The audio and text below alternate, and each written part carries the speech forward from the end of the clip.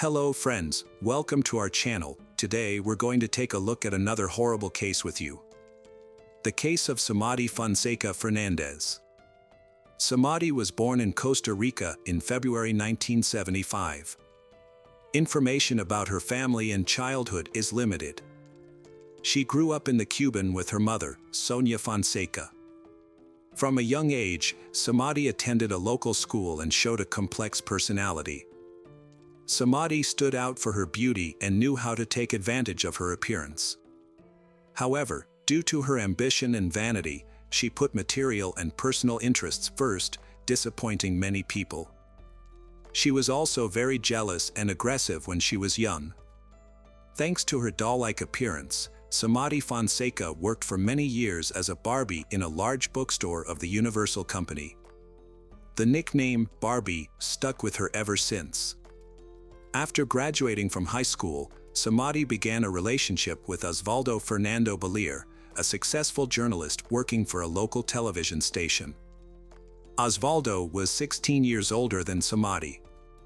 This was Samady's longest and most serious relationship, but Osvaldo never proposed to her. In 1996, they had a son, Christopher, and a year later, a daughter, Christina, was born. Due to scandals and jealousy, Samady and Osvaldo divorced in 2012.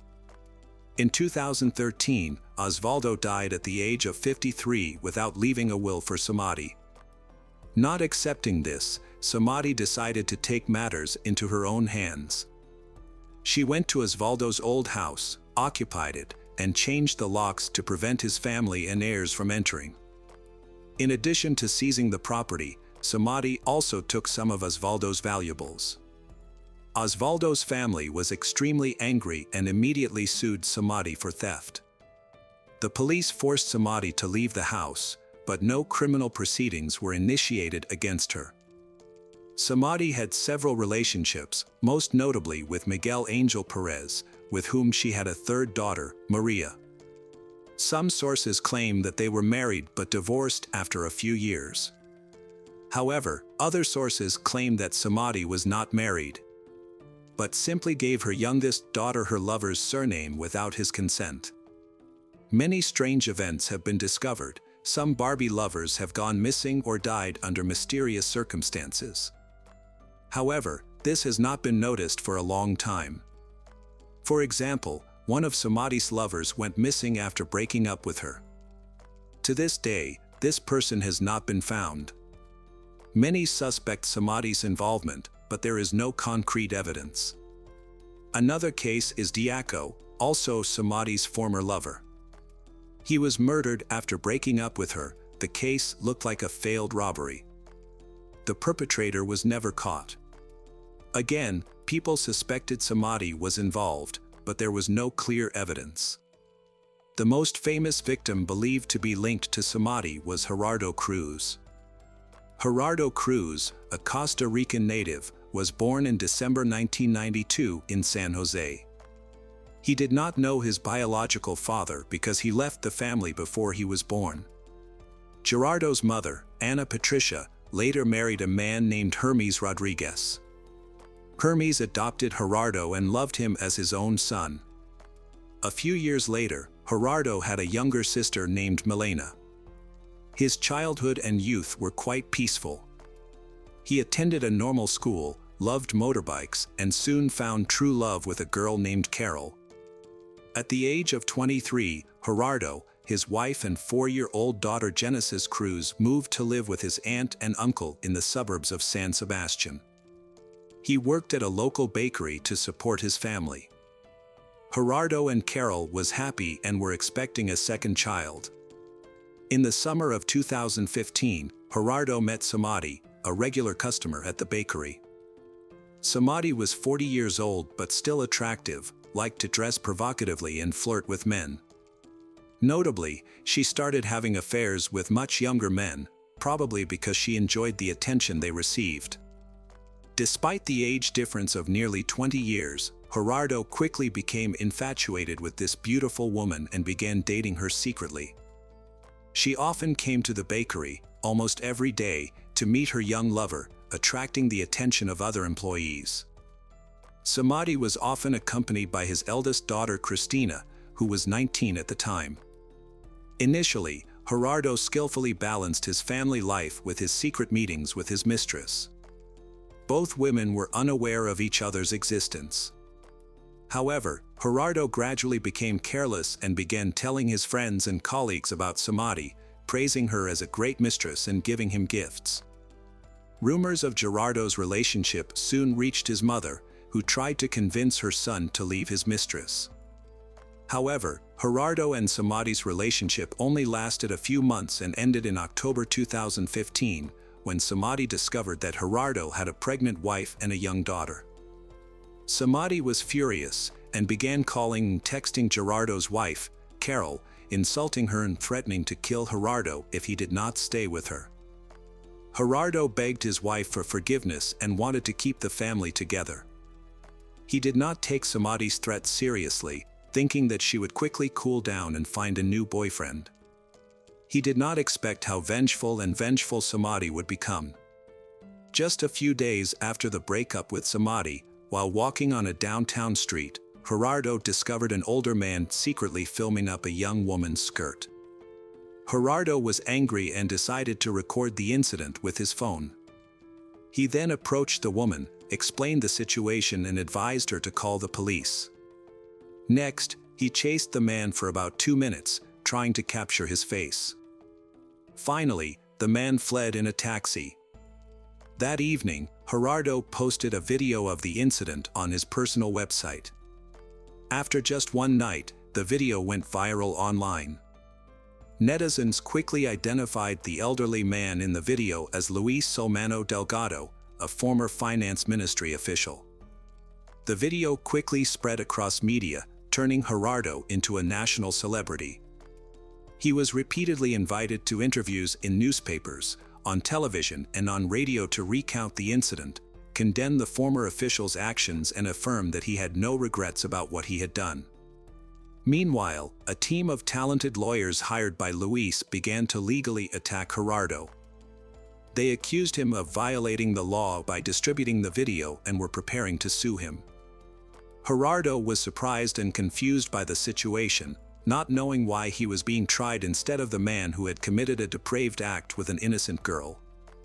On October 7th, Gerardo gave his final interview on a local radio station. He was confident in his views and did not feel nervous. The next day, Gerardo planned to meet his friend Oswald after work, but canceled, citing an emergency. It was later revealed that Gerardo had received a text message from Samady that day. In the message, she had lured him to the park that evening with the promise of another interview. Gerardo trusted his ex-girlfriend completely and did not suspect anything. After work, he went to the meeting place, but instead of meeting the journalist, he was attacked by 2 strange men. They robbed him of his bag, beat him and stabbed him several times in the chest and stomach before running away. Before losing consciousness, Gerardo called his friend to tell him the news. The friend immediately called the police and an ambulance. Thanks to timely treatment, Gerardo was taken to the hospital. Doctors tried to save his life for 42 days. During this time, Gerardo underwent many surgeries, but ultimately did not survive. On November 19th, Gerardo passed away in the intensive care unit. Since Gerardo had just become famous before the tragedy, the news of his condition attracted national attention and was not exaggerated. Gerardo's family gave interviews, asking people to pray for his recovery. They did not understand why someone would attack Gerardo. Many people attended the funeral to express their condolences to the family. People hoped that the police would soon catch the culprit and give him a fair trial. There were initially many theories about the case. One theory was that it was a robbery murder, because Gerardo was attacked in the park in the evening, his bag was stolen and he was stabbed with a knife. However, a few days before, Gerardo released a shocking video involving a famous former official, which could be related to the case. Therefore, the second theory was that it was a revenge murder. The media reported that Luis Solmano Delgado may have hired a hitman to kill the young man who had damaged his reputation. The case caused a heated debate in the press and people protested to demand the arrest of the culprit. The police began to investigate various theories and look for Gerardo's enemies. The investigation went dormant for months until May 2016, when a security camera video was discovered. The video showed two men running away from the crime scene. They immediately became prime suspects, but the police needed to identify and arrest them. The video became crucial evidence and, when released, helped move the investigation forward. The video was repeatedly shown on the news, urging viewers to look out for dangerous suspects. Police sketched the suspects and their physical features. Not long after, one suspect turned himself in and cooperated with the investigation, hoping for a reduced sentence. Thanks to his information, the investigation quickly identified other accomplices and the masterminds.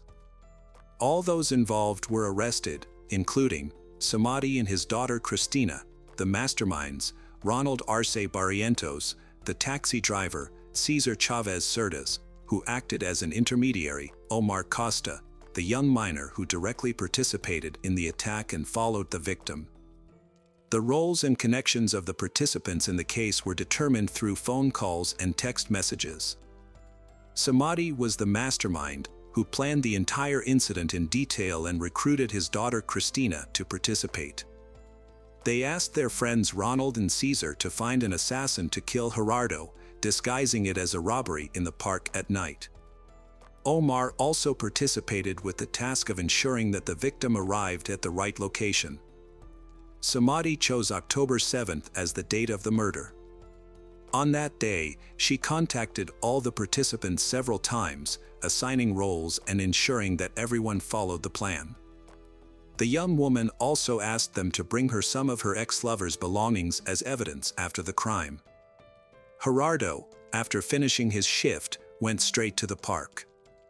He thought he was going to an interview, so he tried to arrive on time.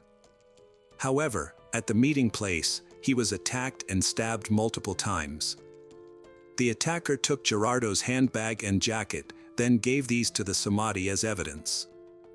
The most important evidence against Samady were text messages detailing the murder plan and the roles of each participant.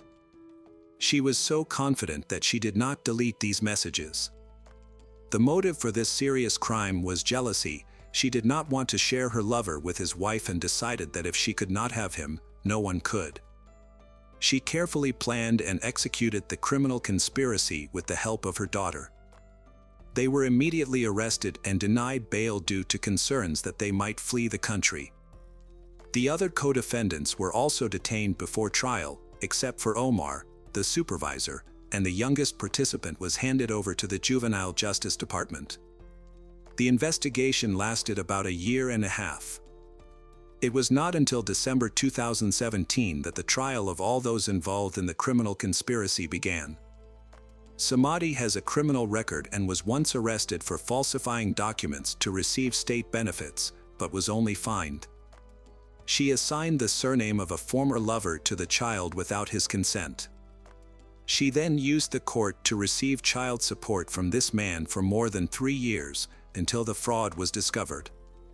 Samady was sentenced to 3 years in prison and fined a large sum. However, because she has a young child, her sentence was reduced to 5 years of suspended imprisonment. At the trial, the victim Gerardo's wife confirmed that she knew about her husband's relationship with Samady. She also said that Samady had threatened to kill Gerardo, but he was not too worried about these threats. The main motive for the case was Samady's jealousy and hurt, as she could not accept that her young lover wanted to stay with his wife. Through phone records, police discovered that Samady and her daughter Cristina had planned the crime together. After the security camera footage of the murders was released, Cristina had a mental breakdown. She called her mother in tears and wanted to turn herself in, but Samady reassured her that the investigation would never lead to them. The verdict was announced on January 23, 2018.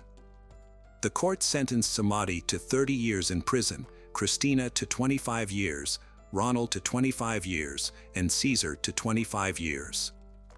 Of the killers, one was sent to a juvenile detention center, while another was still at large at the time. Omar, who had been stalking the victim, was acquitted. The victim's family received $140,000 in moral compensation. After the trial, they expressed their gratitude to the court for giving Gerardo's killers a fair sentence.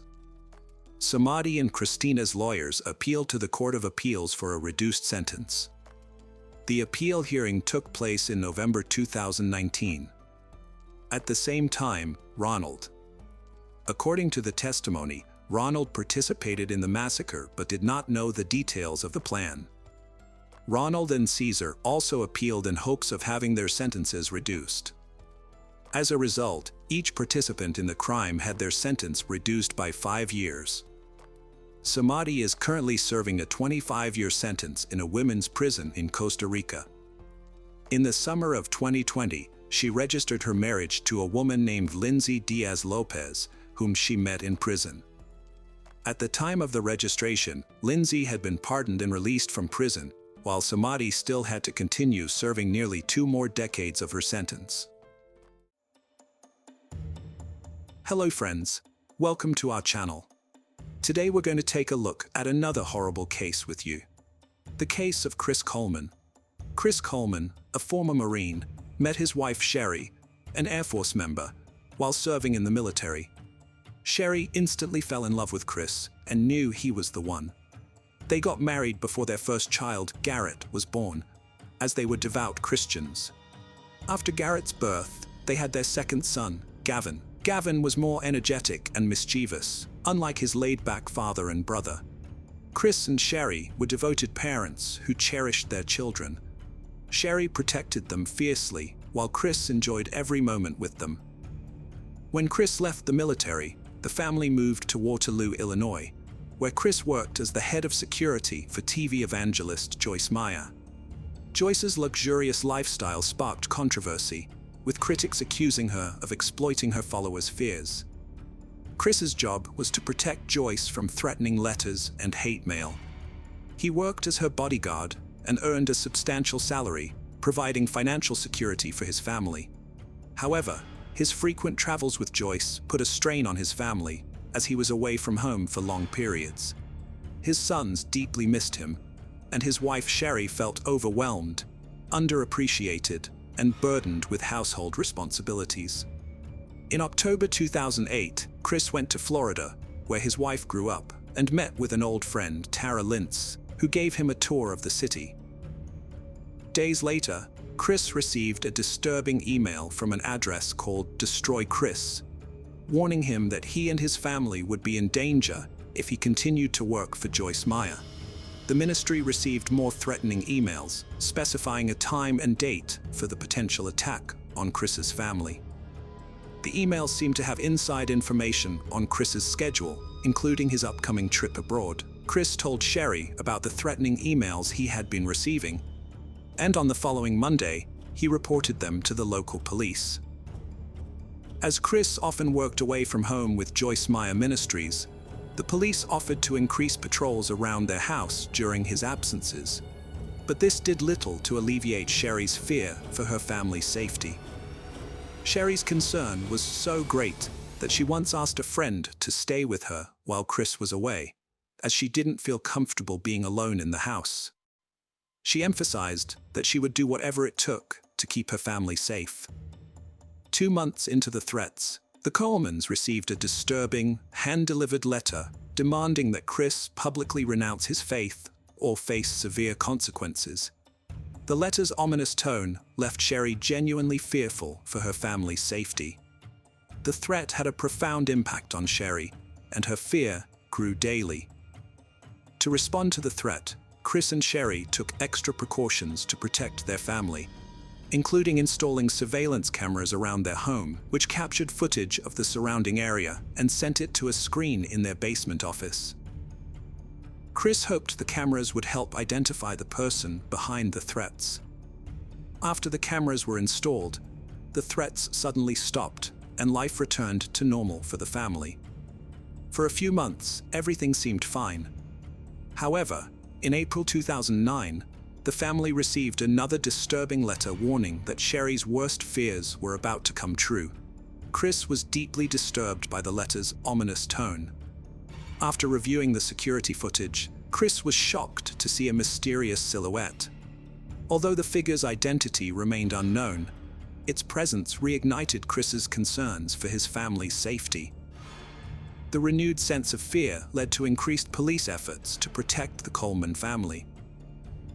Detective Sergeant Justin Barlow from the Columbia Police Department took a particular interest in the case and offered to help the family. He set up video cameras to monitor the Coleman's driveway, but unfortunately, they did not catch the person behind the threats.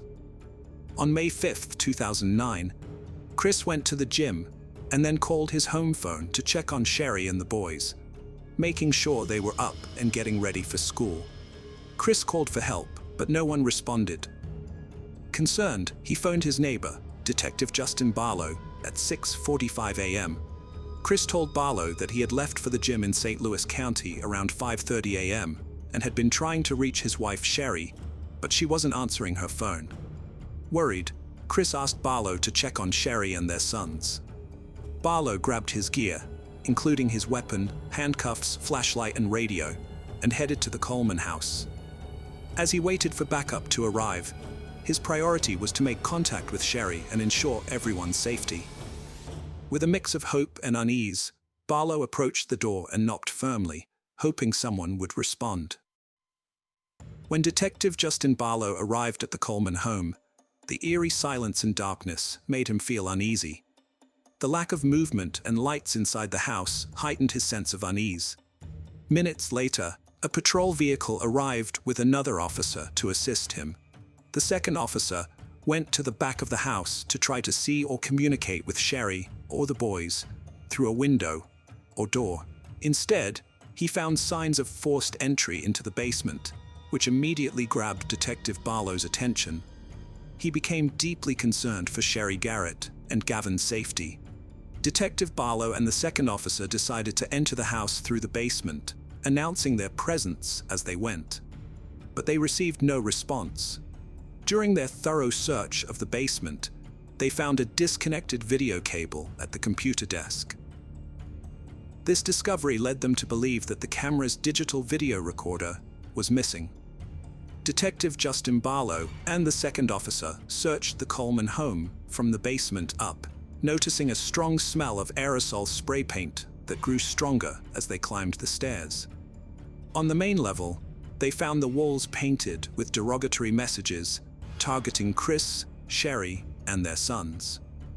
13 minutes after Chris called the detective, Chris returned home from the gym and was told to wait outside while the officers searched the house. He complied, sitting quietly on the porch without asking questions or trying to enter. Meanwhile, a third officer arrived, and the three of them searched the rest of the house for Sherry and the boys. On the upper floors, they found more hate-filled spray-painted messages. When they reached the second story, Detective Barlow entered the bedroom of Garrett, the oldest son, where he appeared to be asleep. However, upon closer inspection, the detective realized that Garrett was dead, with no signs of life and a cold body. Ligature marks around his neck indicated that he had been murdered. Detectives' minds were shocked when they found Garrett's lifeless body. Next door, the second officer entered to check on Gavin and was horrified to discover the boy was also dead, strangled with ligature marks around his neck, just like his brother. The gruesome scene was made even more disturbing by an obscene message spray-painted on the bedsheets. In the master bedroom, the third officer found Sherry's lifeless body on the bed, her hair covering her face. It was clear she had been murdered. As the officer examined the room, he noticed Sherry's body had several bruises, indicating she had fought back and tried to defend herself and her sons. After discovering the bodies of Sherry, Garrett, and Gavin, detectives, including Justin Barlow, heard Chris enter the house, having waited outside for news about his family. Detective Barlow took Chris outside to give him some privacy to process the news. However, as the reality of the situation sank in, Chris's reaction was intense. He felt sick, collapsed, and curled up into a fetal position, unable to contain his emotions. The shock of the brutal murders was too much for him to comprehend. Chris was in disbelief that his family had been taken away in such a violent manner. In desperation, he tried to reach out to his father, Ronald, telling him that something had happened to Sherry and the boys. Ronald immediately realized that Chris was in shock upon receiving the news. Ronald was stunned by the tragedy that had befallen his family. The shocking news of the murders of Sherry, Garrett, and Gavin spread quickly throughout the community of Waterloo, Illinois, where the Coleman family lived. As the neighbors learned of the tragedy, they were left devastated and terrified. Chris expressed remorse for leaving his family alone to go to the gym, but when asked if he had any idea who might have committed the crime, he claimed to have no clue. Nevertheless, Detective Barlow noticed several suspicious behaviors during the interview. One red flag was Chris's lack of curiosity about the details of his family's murder, which seemed unusual given the gravity of the situation. The detective noticed Chris trying to hide scratches on his arms during the interview, even using a blanket to conceal them despite the warm temperature.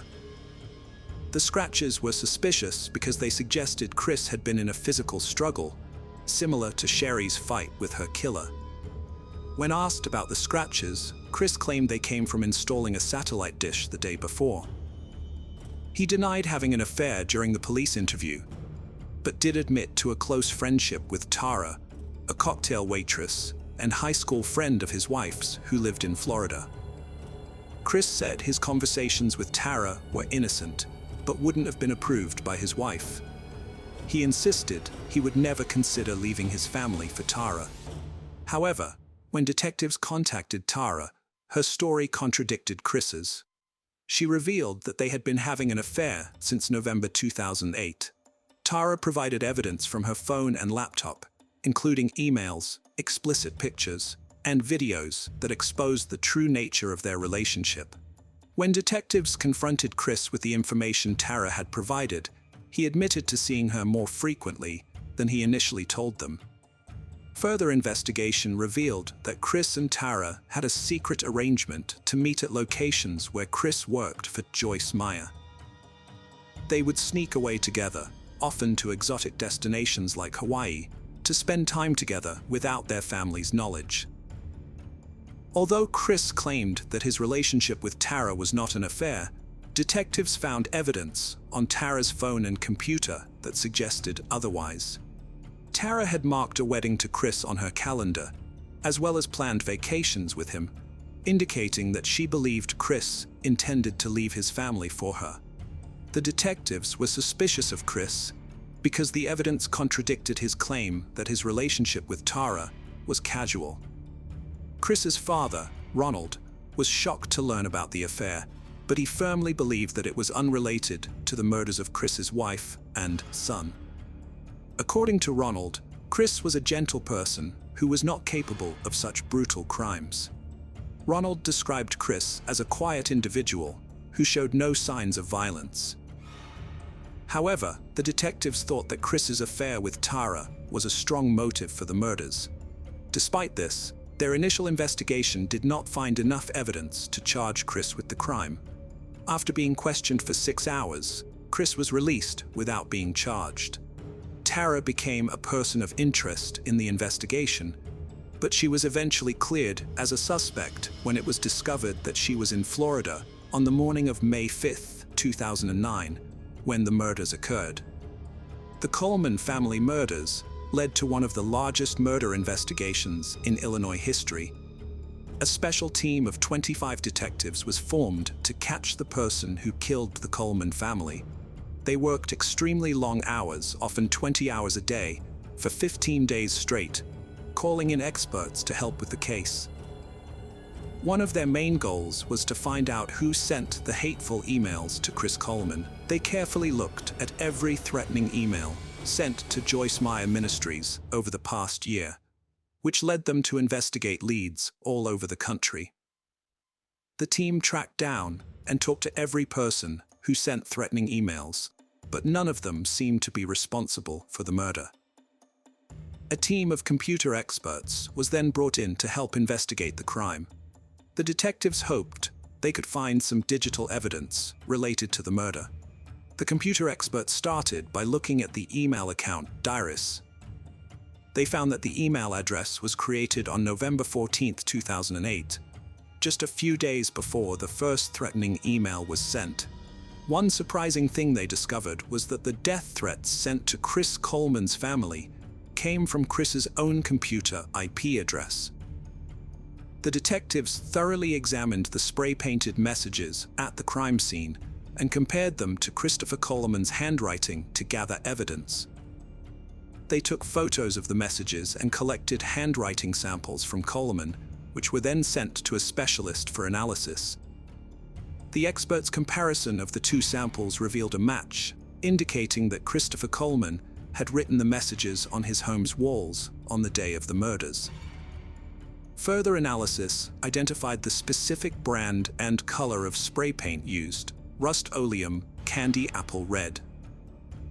After learning that Chris Coleman had bought something from a hardware store just days before his family's murder, a detective contacted the store's manager. The manager confirmed the purchase and revealed that Chris had bought Rust-Oleum Candy Apple Red spray paint, the same type found at the crime scene. This discovery was crucial because it established a link between Chris and the murder. The timeline of the murder was also important. Chris initially claimed to have left his house around 5:45 a.m. on May 5, 2009, but the medical examiner determined that the murders occurred around 3 a.m., which meant Chris was at home when his family was killed. 2 weeks after the bodies were found, Chris Coleman was arrested and charged with 3 counts of first-degree murder. The prosecution argued that Chris's motivations were greed, selfishness, and narcissism, and that he wanted a fresh start, but his family was standing in the way.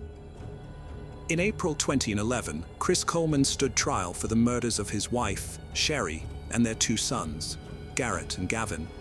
The prosecution argued that Chris killed his family to be with another woman, Tara, as he would lose his well-paying job with Joyce Meyer Ministries if he divorced Sherry, since the organization does not condone divorce.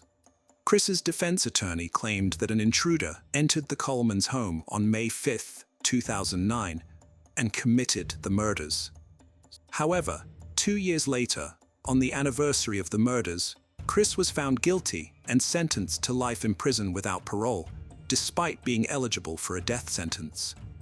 The judge's decision was influenced by the recent repeal of the death penalty in Illinois, which would take effect a few months later. Sherry's loved ones wanted to keep her, Garrett, and Gavin's memory alive and decided to raise funds for victims of domestic violence, a cause close to their hearts.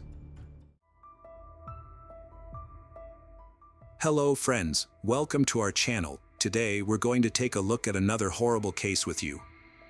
The case of Jorge Cortez. Jorge Humberto Martinez Cortez was born on January 5, 1978, in Mexico City. He kept his childhood and teenage years private, only sharing that he often clashed with his mother, who cared deeply for him, and his father, who rarely intervened in their arguments. Jorge's strained family relationships likely contributed to his emotional isolation and the development of his aggressive and unstable personality. To escape his difficult home life, Jorge left at a young age and embarked on a journey across Mexico, taking on temporary jobs to support himself. He worked as a waiter in various bars in Mexico City, including those in the Rosa and Cona districts, and also relied on tips from tourists in the popular Villa Du and Cuac districts, known for their extensive infrastructure and diverse entertainment options. Jorge's life of crime began in this place. In 2010, he was arrested for theft and given a 4-year prison sentence. However, because it was his first offense, the judge decided to release him on bail. At the time, no one suspected that this decision would set free a man who would later become one of Mexico's most notorious criminals. After his release, Jorge met a girl named Adriana and fell in love. Initially, he treated her with kindness and attention, but as their relationship deepened, his behavior became increasingly violent.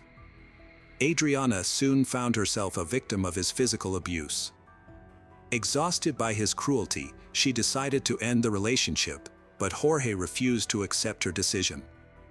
One night, Jorge violently attacked Adriana, dragging her down the stairs by her hair and breaking her nose. He beat her so severely that she lost consciousness.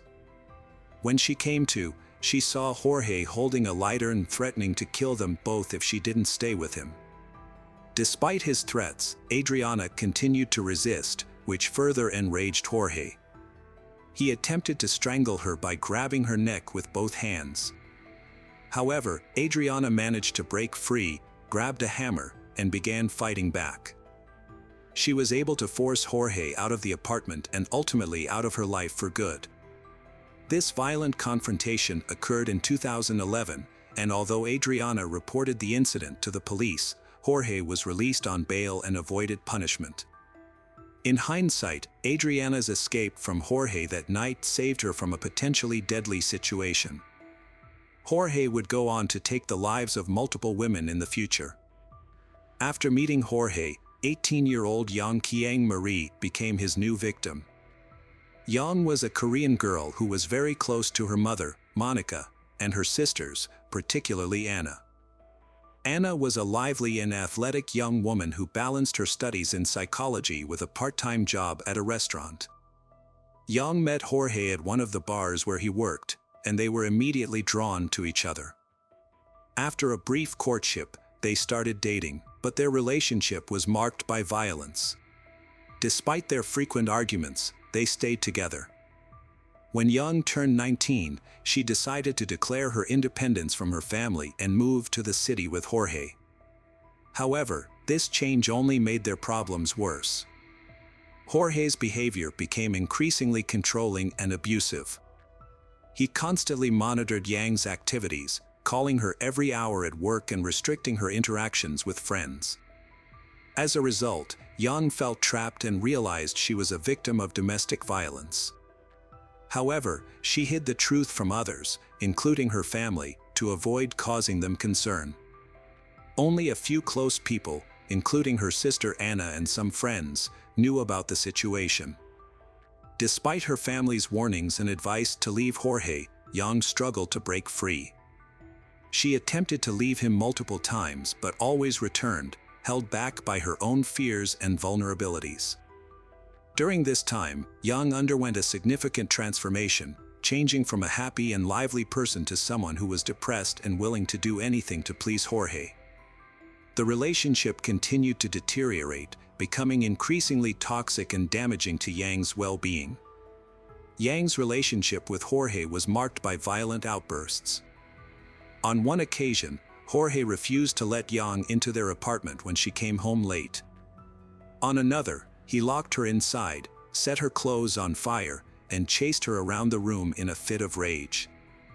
In August 2014, their arguments escalated, and Yang decided to leave Jorge and move in with her parents. A friend encouraged her to report Jorge to the police and end the abuse. Although Yang initially agreed, she eventually returned to Jorge and they continued living together. Tragically, Yang's life was cut short. On September 21st, her body was discovered in their apartment, bearing signs of severe bruising. Jorge claimed to have found Yang hanging in the bedroom, stating that he had left her sleeping at noon the previous day, September 20th, after she had worked a shift at the bar. Jorge claimed that he returned home on the morning of September 21st to find Yang deceased. He immediately contacted the police and notified Yang's family of the tragic event. The news of Yang's death was devastating to her family, prompting Monica and Anna to rush to the scene. Upon arrival, they found police officers and forensic experts already at the apartment, carefully removing Yang's body from the bed. Jorge stated that when he saw his deceased wife, he became frantic and attempted to assist her. A police officer explained to the family that an investigation was ongoing and they needed to stay outside the house to protect potential evidence. As they watched, Yang's body, covered with a sheet, was carried out of the house. The police also informed them that the initial evidence suggested Yang's death was a suicide, a conclusion supported by the position of the body in Jorge's account, which the police believed to be truthful. However, Yang's family was skeptical and struggled to accept this explanation, finding it hard to believe that she would take her own life. When the family arrived to identify the body and prepare the necessary documents, they were surprised to find that the examination protocol was almost complete. The death certificate stated that Yang had died from strangulation by hanging. However, when the relatives were allowed to view the body, they noticed bruises on Yang's legs that seemed suspicious. Jorge attempted to explain the bruises by saying that the body had slipped from his hands and fallen to the floor when he tried to move it from the bed. Monica was not convinced by Jorge's explanation and suspected that something was not quite right. Investigations revealed more about Yang's tumultuous relationship with Jorge, fueling suspicion that her death might not be the suicide police claimed. During police testimony, friends described constant fighting between they, revealing Jorge's history of jealousy and aggression. His behavior extended to frequent phone calls to Yang's workplace, indicating a pattern of controlling behavior. Yang's sister Anna noted that a few months before the tragedy, her behavior dramatically shifted. Anna added that she started distancing herself from the family once the relationship with Jorge started. This prompted concern within the family. Despite growing concerns about Jorge's unstable behavior and doubts about the official explanation, the police were quick to dismiss theories and rush to close the case. Experts at the Katok morgue recommended cremating Yang's body, which meant that further forensic investigation would not be possible. Yang's mother was deeply suspicious of Jorge's involvement in her daughter's death, but she eventually agreed to the cremation due to pressure from her family, thereby giving up the chance to gather evidence to support her suspicions. Jorge did not attend the funeral, but he got a tattoo of a broken heart, supposedly to show his grief. However, he also cut off all contact with Yang's family. Yang's death had a devastating impact on her family, especially her mother, Monica. The overwhelming pain of losing her daughter, combined with feelings of loneliness and despair, led Monica to develop an addiction to alcohol and smoking. Monica was devastated when her daughter Yang passed away suddenly. Despite her overwhelming grief, Monica refused to accept the initial explanation of Yang's death, finding it contradictory to her daughter's outgoing and life-loving nature. Unsettled by details like the bruises on Yang's body and the lack of evidence supporting the claimed manner of death, Monica's instincts told her there was more to the story. To get answers, Monica launched her own investigation into the case. Monica acquired security footage from her daughter's home, revealing her son-in-law Jorge was the last person to see Yang alive. With the help of a private attorney and forensic pathologist, Monica reviewed Yang's final days. An unexpected development led to a shocking explanation, revealing a deeply seated scandal and a misclassified homicide. Monica's determination uncovered hidden details, ultimately revealing the truth behind Yang's death. The detective completely rejected the initial account of Yang's death, presenting conclusive evidence that proved she was murdered. Further investigation revealed several discrepancies with the original autopsy. There were no signs of hanging on Yang's body, but her neck showed signs of strangulation, and a scarf had been used to make it appear as though she had hanged herself. Bruises on her hands and fingernails suggested she had tried to fight back. The medical examiner confirmed that any competent expert would have reached the same conclusion. This raises serious questions. Why did the police ignore these facts, and why did the family receive a false report about their daughter's death? Monica's relentless pursuit of truth led her to conduct a 7-month investigation, uncovering a series of disturbing failures and incompetence by law enforcement agencies. Her research revealed that Yang had previously reported violence by Jorge to the police, but her cries for help were ignored. Monica also discovered that Jorge had ties to his father and the staff handling the case, which, combined with the severity of Yang's injuries and the apparent negligence of the authorities, compelled her to take decisive action. Monica appealed to the prosecutor's office, seeking a review of the case and justice for Jorge, the main suspect. However, she was met with neglect and cynicism instead of support. A prosecutor even questioned her competence, suggesting she should focus on being a housewife and seek psychological help rather than pursuing justice. Undeterred, Monica continued her investigation, driven by her love for her child and her desire for truth. Her perseverance ultimately paid off. Jorge committed another murder in 2016, a devastating end to Yang's story. This event began a new chapter in Campira's life. She met Jorge online, where he hid his dark nature behind a charming facade. Unaware of his past, she was drawn to his friendly, sociable personality, and they soon developed a romantic relationship.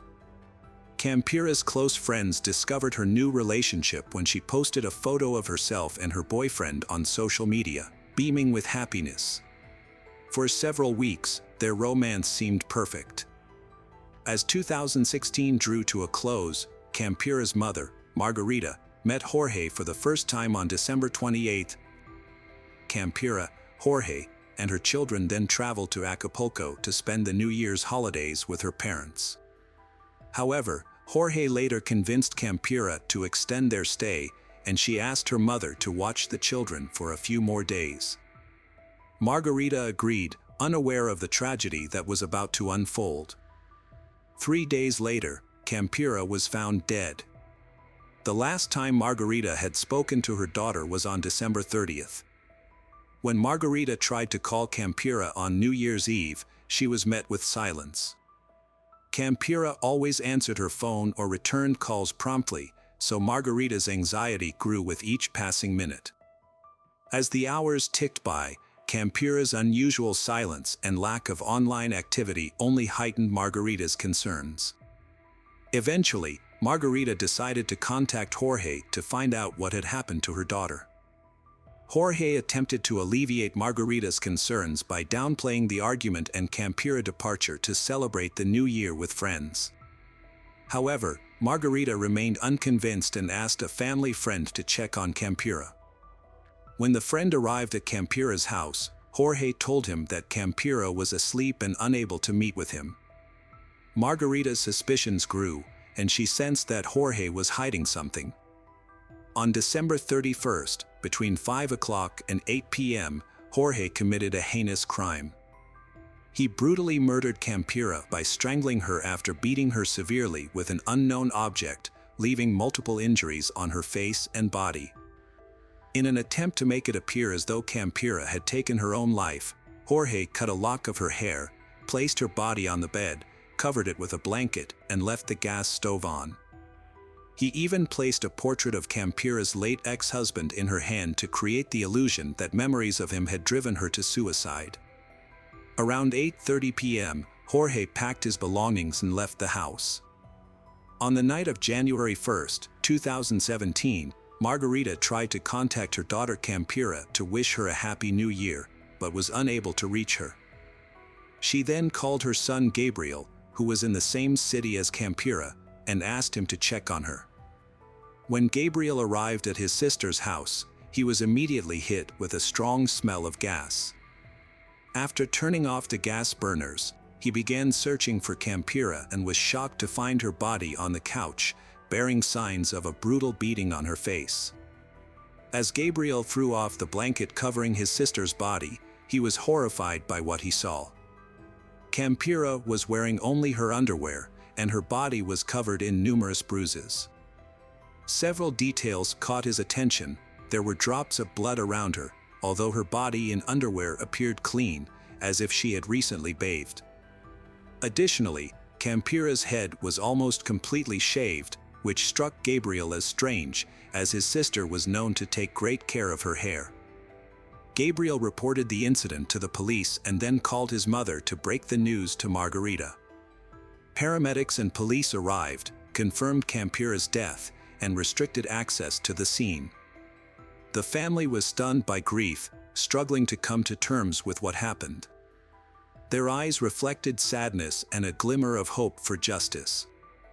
The investigation was complicated by inconsistencies between the crime scene and the initial assumption of suicide.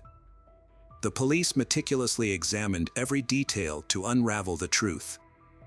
The police initially suspected suicide, but Campira's family disputed this, finding it impossible to believe that a young, cheerful woman would take such a drastic step.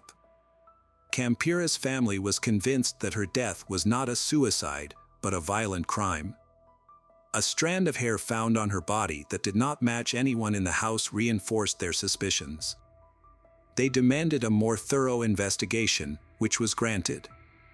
A second forensic examination confirmed their fears, revealing that Campira was strangled and that the suicide scene was staged. The evidence included marks on her trachea and neck, bruises indicating a beating, and the absence of a strand of hair. The police launched an investigation, and Campira's aunt, Sandra, worked with the deputy prosecutor to have the case transferred to the prosecutor's office. However, progress was slow. Later, Sandra was called back to the prosecutor's office and informed that she and her brother, Gabriel, could be plaintiffs in the case. Campira's children were left with their grandmother after the tragedy. To shield them from painful memories, they were transferred to a new school. However, time alone didn't heal their wounds. 2 months later, the family was allowed to visit the apartment where Campira's body was found, collecting her belongings and possibly uncovering clues. Her laptop was found, but its data had been deleted. Fortunately, her iPad was password protected, and the last photos she took before her death were recovered. One disturbing photo showed Campira lying next to Jorge on the same sofa where her body was later found. Further investigation of the photos revealed more evidence. In one image, Jorge was seen holding a skull-shaped container that was later discovered in the apartment's freezer. He was also shown strangling Campira with one hand. Drawers in the desk yielded sketches of tattoos Jorge planned to get, further hinting at his possible involvement in the crime. The public was outraged when Jorge was released on bail in 2009, sparking widespread anger. Many realized that if he had been detained earlier, the young women might still be alive.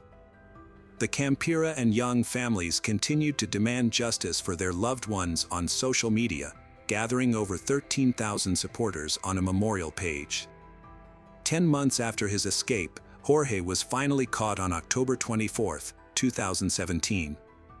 His arrest was unexpected, occurring during a routine patrol by the National Civilian Police in Livingston, Guatemala. The officers were patrolling the streets when they noticed a suspicious man who appeared to be homeless. A routine check of his documents and fingerprints revealed a shocking truth: the man was on the international wanted list with a high danger level. Jorge was immediately arrested and taken to the immigration center in Guatemala City, where he was detained pending further action. The Guatemalan authorities quickly contacted their Mexican counterparts to initiate the extradition process. According to the head of the Guatemalan police, Pablo Castillo, Jorge had been hiding under a bridge in western Guatemala, living on the streets and relying on the kindness of tourists for survival. The next day, October 25, Jorge was transported to the Mexican border city of Chicas, where he was handed over to the Mexican authorities. After crossing the border, Jorge was taken to Mexico City, marking the successful completion of the extradition process and the delivery of justice. Jorge appeared in court to face charges for his alleged crimes.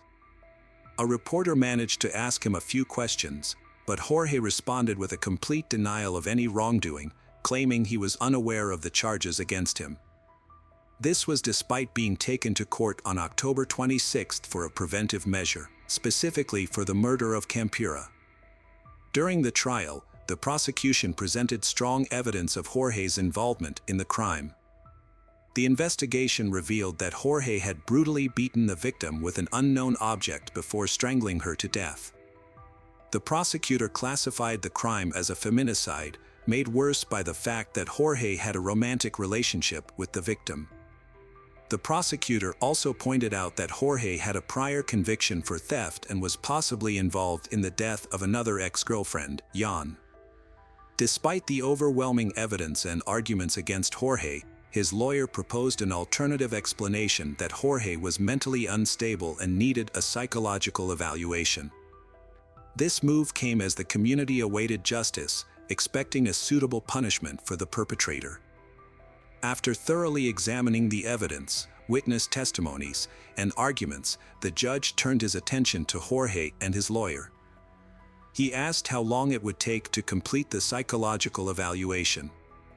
Following a consultation, Jorge's lawyer agreed that Jorge would attend all subsequent court hearings. Upon reviewing all materials and considering both sides, the judge rendered a verdict.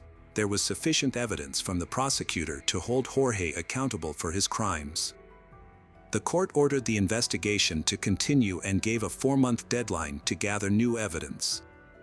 Meanwhile, Jorge was taken into custody and held at a pretrial detention center.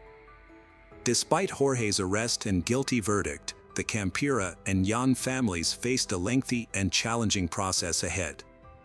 In August 2019, an oral hearing was held in Jorge's case. His lawyer asked the court to disregard the videos that showed Jorge entering and leaving Campira's house on the day she was murdered.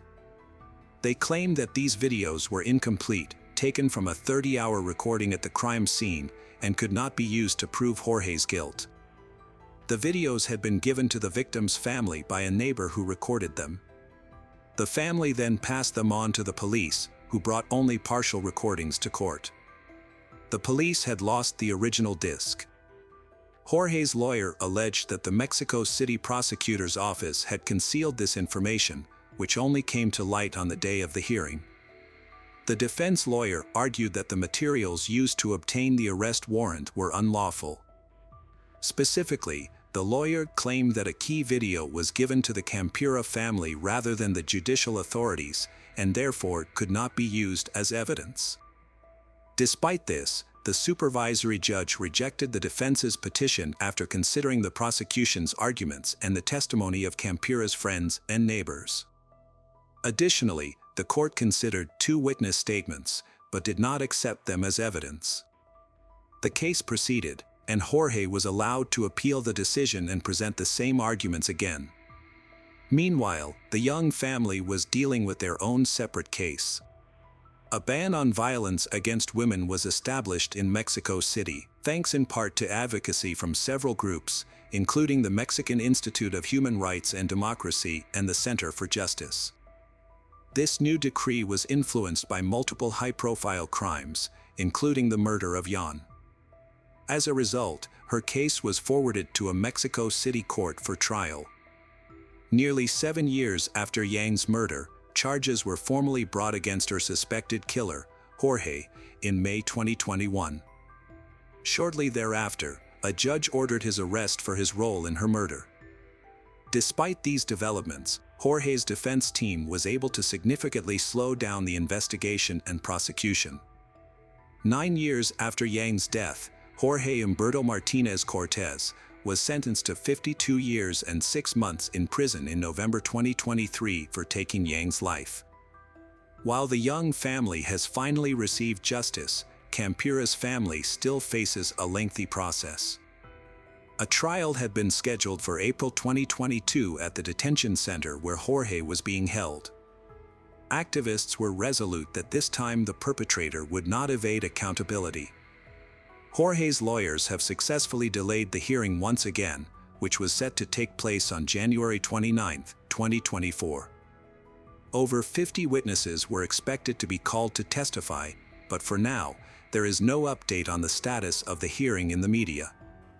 Jorge's family remains hopeful that he will eventually be held accountable for his actions.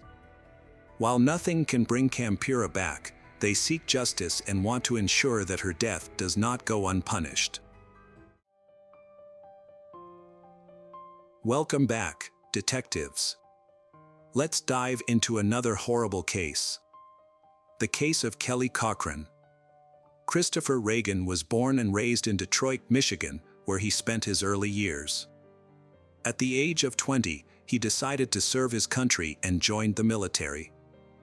Christopher committed himself to protecting the peace and safety of his fellow citizens. Christopher was stationed at a military base near Marquette, where he met Terry O'Donnell, a young teacher from Iron River. They lived in the same area and would often see each other around town as they spent more time together. They remained close friends for many years, but Christopher eventually decided to leave the military and move to Traverse City. Despite the distance between them, they continued to communicate regularly, and in December 2012, Christopher asked Terry to take their relationship to the next level. Terry and Christopher have known each other for many years. They find they have a lot in common. They decide to live together. Terry and Christopher choose Iron River as the perfect place for them to settle down. Christopher finds a job at a factory that makes parts for military ships, where he becomes a supervisor. However, after 2 years of living together, problems began to arise in their relationship. Unfortunately, they didn't make an effort to work through their issues, and it became clear that their relationship was coming to an end. Eventually, they made the difficult decision to go their separate ways. Despite the breakup, they were able to part on good terms and remain friends. After breaking up with Terry, Christopher realized that he couldn't live in her house anymore, so he decided to rent his own house. He felt that the town he lived in was too small, and he wanted a more dynamic city. Christopher began applying for jobs in various locations, sending out his resume in search of a new job. In October 2014, Christopher found a job in Asheville, North Carolina. As Christopher settled into his new life in Asheville, he contacted Terry on October 14th, telling her that he would be taking the day off tomorrow and looking forward to meeting Terry for a walk. However, on October 15th, Christopher did not contact Terry as planned.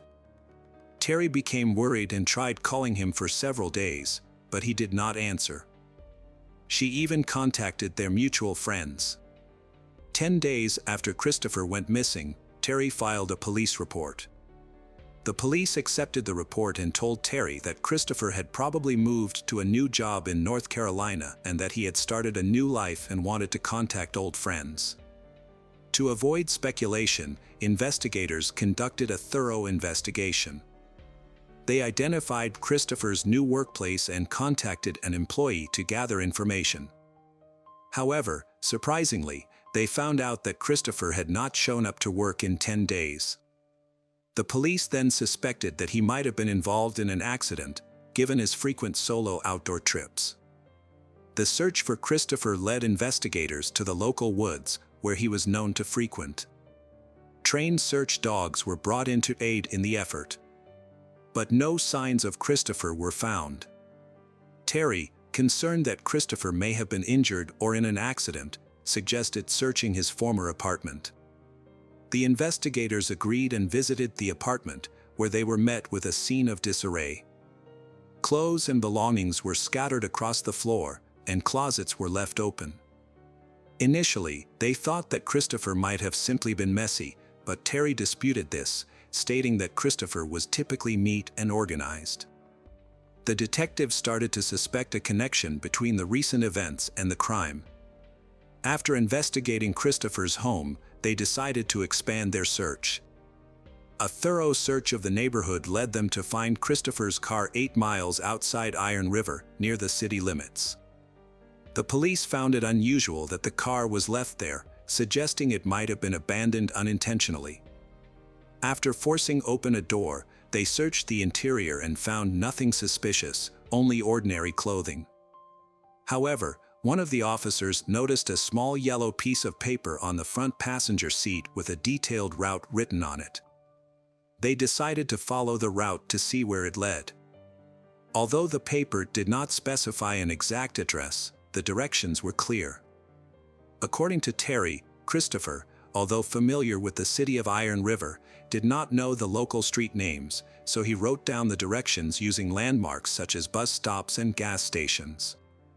Terry deduced from the detailed notes that this was Christopher's first time visiting the location. The detectives followed the route outlined on the paper, which led them to a nearby town and a specific house mentioned in Christopher's notes. When they arrived, they knocked on the door to gather information in Christopher's connection to the location. A man named Jason Cochran answered the door, and his wife Kelly was there. The police explained that they were investigating Christopher's disappearance and had found a lead pointing to this address. Terry, who worked with Christopher at the same factory, revealed that they were co-workers. She had tried to contact Christopher via text message in mid-October but had not received a response. Investigators found a note in Christopher's car that showed the route to Jason's house. Although confused, Jason and Kelly agreed to cooperate with the investigation. After a short interrogation without any further clues, the detectives left Jason Cochran's house. Detectives then interviewed Christopher's co-workers at the factory. A supervisor shared that Christopher had been having an affair with Kelly Cochran, which was an open secret among employees. This revelation sparked interest, leading investigators to re-question the Jason and Kelly. During re-interrogation, Kelly confessed to her relationship with Christopher. However, she claimed that she could not reveal this information earlier because her husband Jason was present. According to Kelly, Jason agreed to her affair. However, Christopher's colleagues disputed Kelly's story. They claimed that Jason did not approve of Kelly's affair. When Jason was later brought in for questioning, he completely denied approving of Kelly's affair. His strong objection to Kelly's infidelity aroused suspicion and made him a suspect. The investigation into Christopher's disappearance was ongoing, but the lack of concrete evidence made it impossible to determine whether Kelly was involved. As a result, Kelly and Jason were released from the police station. The case remained unsolved for 5 months. In March 2015, a new investigator, Detective Jeremy Ogden from the Hobart Police Department, took over the case. Jeremy Ogden began by thoroughly examining the Jason Cochran family's background. Kelly and Jason had met in high school and started living together soon after graduation.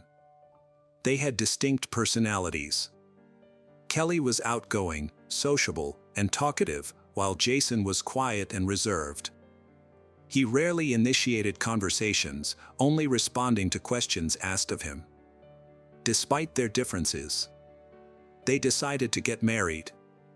After the wedding, they started a business together, providing swimming pool maintenance services. The business was modest, but it provided a decent income for they.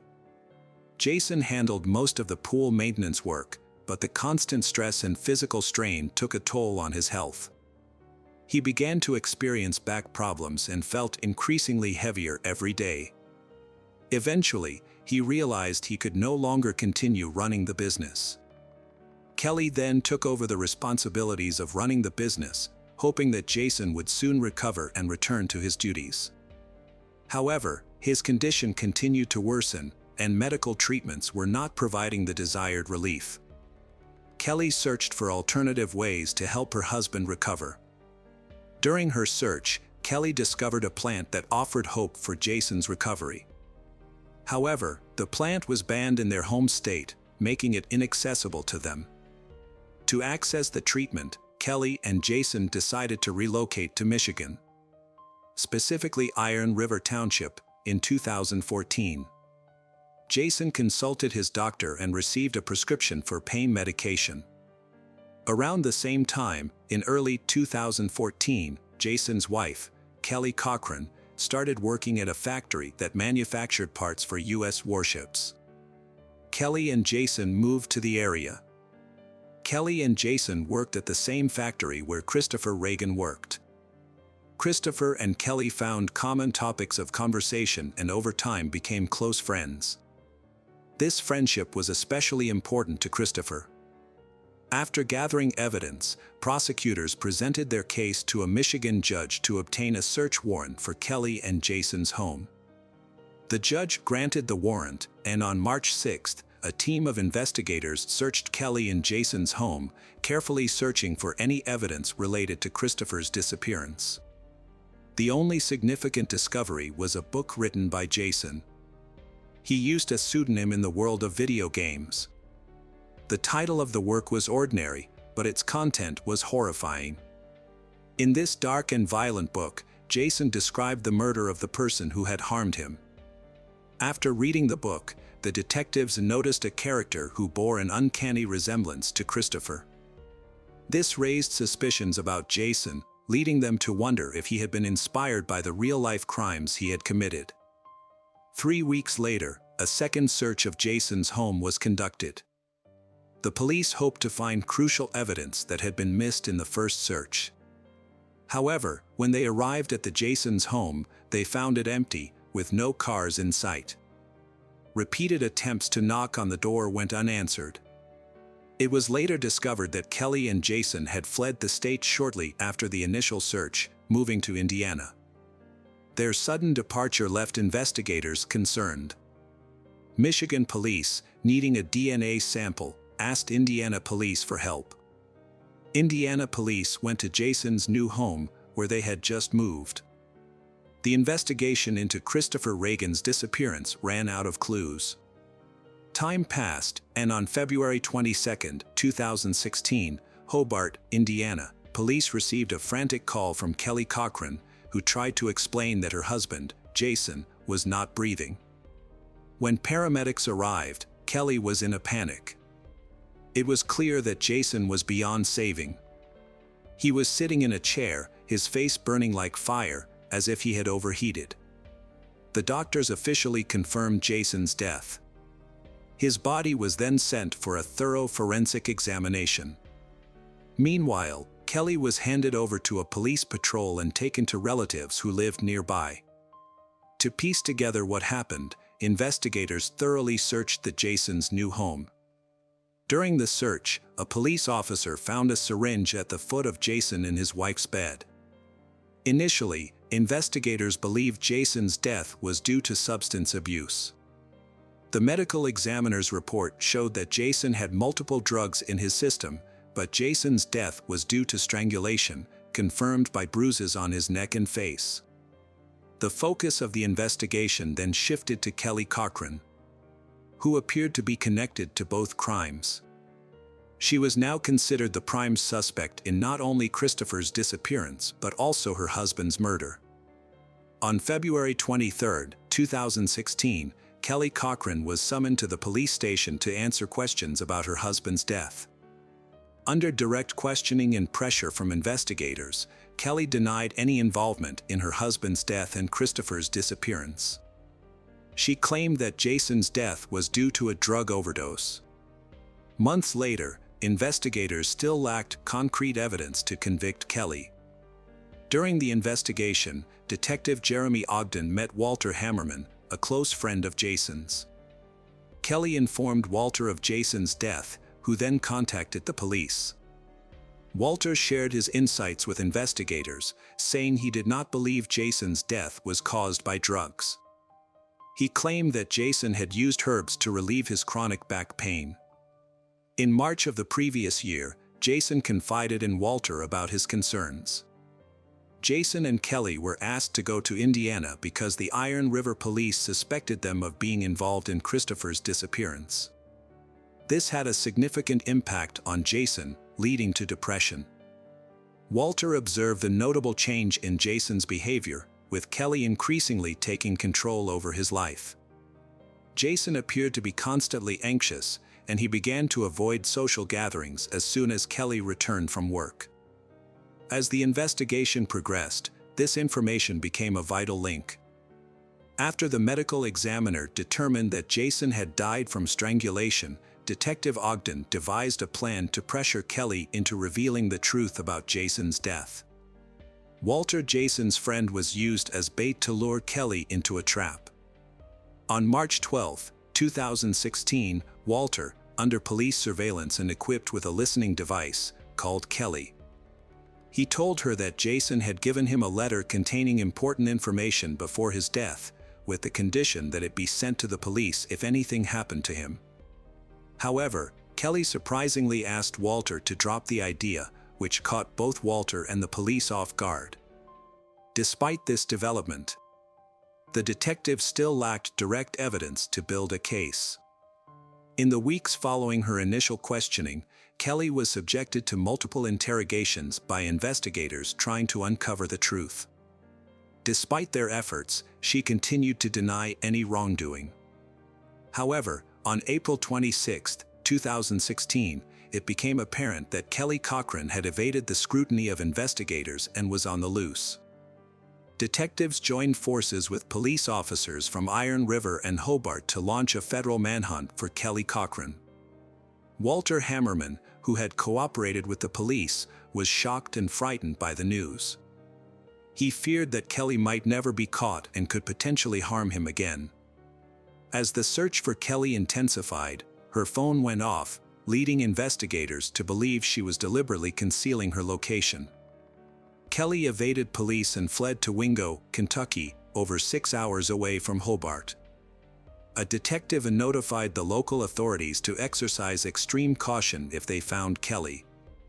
Police in Wingo identified Kelly at her cousin's house on April 28. Understanding that she posed a potential danger and was prone to attempting to escape, officers rapidly proceeded to the residence, avoiding advance warnings that afternoon and detaining Kelly on site. During the interview, Kelly revealed new details. That Kelly was deeply in love with Jason and wanted to leave the city life behind to start over with him. On October 13, 2015, Jason discovered Kelly's infidelity. Jason made a dark pact. The adulterer was obliged to kill his lover if the affair was exposed. Kelly claimed she had never taken this pact seriously, thinking it was just a joke. However, Jason was resolute and warned Kelly that if she didn't fulfill her end of the bargain, he would take matters into his own hands. Despite her reservations, Kelly reluctantly helped Jason commit a heinous crime. The next evening, October 14, 2015, Christopher arrived at Kelly's house, eager to spend a romantic evening with Christopher while her husband was away. Kelly had planned a fun evening, complete with dinner and intimacy. Kelly and Christopher had dinner together and then went upstairs to the house. Then Jason suddenly appeared. Jason rushed into the bedroom, holding a rifle. Christopher immediately realized that he was in danger. Without hesitation, Jason shot Christopher in the head, killing him. Jason and Kelly then dragged the body down to the basement, where they began to dismember it with a hacksaw. Jason and Kelly cut Christopher's limbs and head off his body and placed the remains in several garbage bags. They then dumped the bags in the woods near Crystal Falls. To avoid suspicion, they drove Christopher's car away from the house. Kelly and Jason thoroughly cleaned the house to remove any evidence of the crime. Kelly was consumed by a deep-seated anger towards her husband, whom she blamed for ruining her chance at happiness with he she truly loved, Christopher. She couldn't forgive her husband for depriving her of the opportunity to be with him, and the pain and loss she felt lingered every day. Kelly's resentment towards her husband eventually turned to hatred, and she knew she could no longer live peacefully with him. An opportunity for revenge presented itself on February 22, 2016, when her husband complained of back pain. Kelly convinced him to let her give her an injection, but she deliberately gave him a dose that killed him. However, the medication didn't work as planned, and her husband was still breathing. Kelly then suffocated him by covering his mouth and nose with her hands. To ensure he was dead, she also squeezed his neck, which explained the bruises found on his body. After confessing to the crime, Kelly cooperated with the police to help them locate Christopher's remains. On May 18, 2016, Detective Jeremy Ogden led a team to a remote area near Crystal Falls to search for Christopher's body. A canine unit picked up the scent and led the team to a small hill, where they found a human skull with bullet holes, indicating a homicide. The team believed they had discovered Christopher's remains. Further examination of the scene yielded additional evidence, including a .22 caliber bullet, a broken firearm. Dental records later confirmed the victim's identity. This breakthrough finally solved the case that had haunted investigators for 2 years. Kelly Cochran was formally charged with the murders of Christopher and Jason Cochran in April 2016. On February 13, 2017, Kelly was brought to court in Michigan to face charges. The prosecutor argued that Kelly was the mastermind behind the crime and that she had planned and executed. The prosecution presented strong evidence, including Kelly's own confession, to support their case. However, Kelly told a different story. She claimed that her husband, Jason, was the one who had planned and committed the crime. According to Kelly, Jason was jealous and had been abusing her. On the day of the crime, Jason allegedly hid in the basement and surprised Kelly and Christopher, then shot Christopher in a fit of rage. Kelly also claimed that Jason had forced her to help him dismember the body by threatening to harm her. Despite Kelly's new version of events, the jury found her guilty of premeditated murder after deliberating for 3 hours. She was sentenced to life in prison without the possibility of parole. After being sentenced, Kelly Cochran was sent directly to Crown Point Correctional Facility in Ionia, Michigan, where she is currently serving her sentence. Hi everyone, thanks for returning. Let's unravel another perplexing mystery. The case of Rebecca Payne. Rebecca Payne was born on April 19, 1986, in New Milford, Connecticut, to Virginia and Nicholas Payne. She was their only child. Rebecca attended New Milford High School, graduating in 2004. During her high school years, she was an active athlete. After high school, Rebecca enrolled in Northeastern University in Boston, where she pursued a degree in athletic training. This 5-year program focused on the care and prevention of athletic injuries.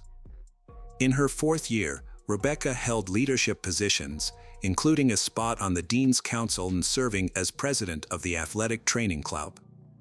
She played a key role in organizing the university's vision for the Future Athletic Training Leadership Forum and was also involved with the Episcopal Lutheran Center. Rebecca was known for her friendly and approachable nature. She had a large circle of friends and was always willing to lend a helping hand. At 6:30 a.m. on May 20, 2008, Boston police received a call from the manager of the Parker Hill apartment complex. The man was in a panic. He told the police that he had seen a door ajar in a 3rd-floor apartment. A 22-year-old student, Rebecca Payne, lived in the apartment. When he knocked on the door and called her name, no one answered him. And he decided to go inside. There, he immediately saw dark red spots and stripes on the floor that led him to one of the rooms. He found Rebecca lying on the floor, with no signs of life and her belongings scattered. When police arrived at the crime scene, they observed that the front door showed no signs of forced entry, suggesting that Rebecca may have known her attacker and may have let herself in willingly. Her 3rd-floor apartment had 2 bedrooms, and Rebecca's body was found face down on the floor in the bedroom. A trail of blood led from the living room to the bedroom, suggesting that the attack occurred in the living room, as there were traces of shell casings in that room. Forensic examinations showed that Rebecca had been shot 5 times. Blood stains in the apartment suggested that she had been conscious for some time, attempting to crawl to the bedroom before losing strength. Her valuables were still there. The state of disarray in her apartment was suspicious, leading police to believe that the perpetrator may have deliberately created the mess to distract them. Additionally, the mess may have been caused by Rebecca's struggle for life. When they searched the apartment, police observed that both the balcony door and the front door were open. Signs in the 2nd bedroom suggested that someone else had been living there. Identifying this person became a top priority for the police, as they were likely Rebecca's killer. After speaking with the apartment manager, police discovered that Rebecca lived with another student in her apartment, prompting police to begin searching for the student.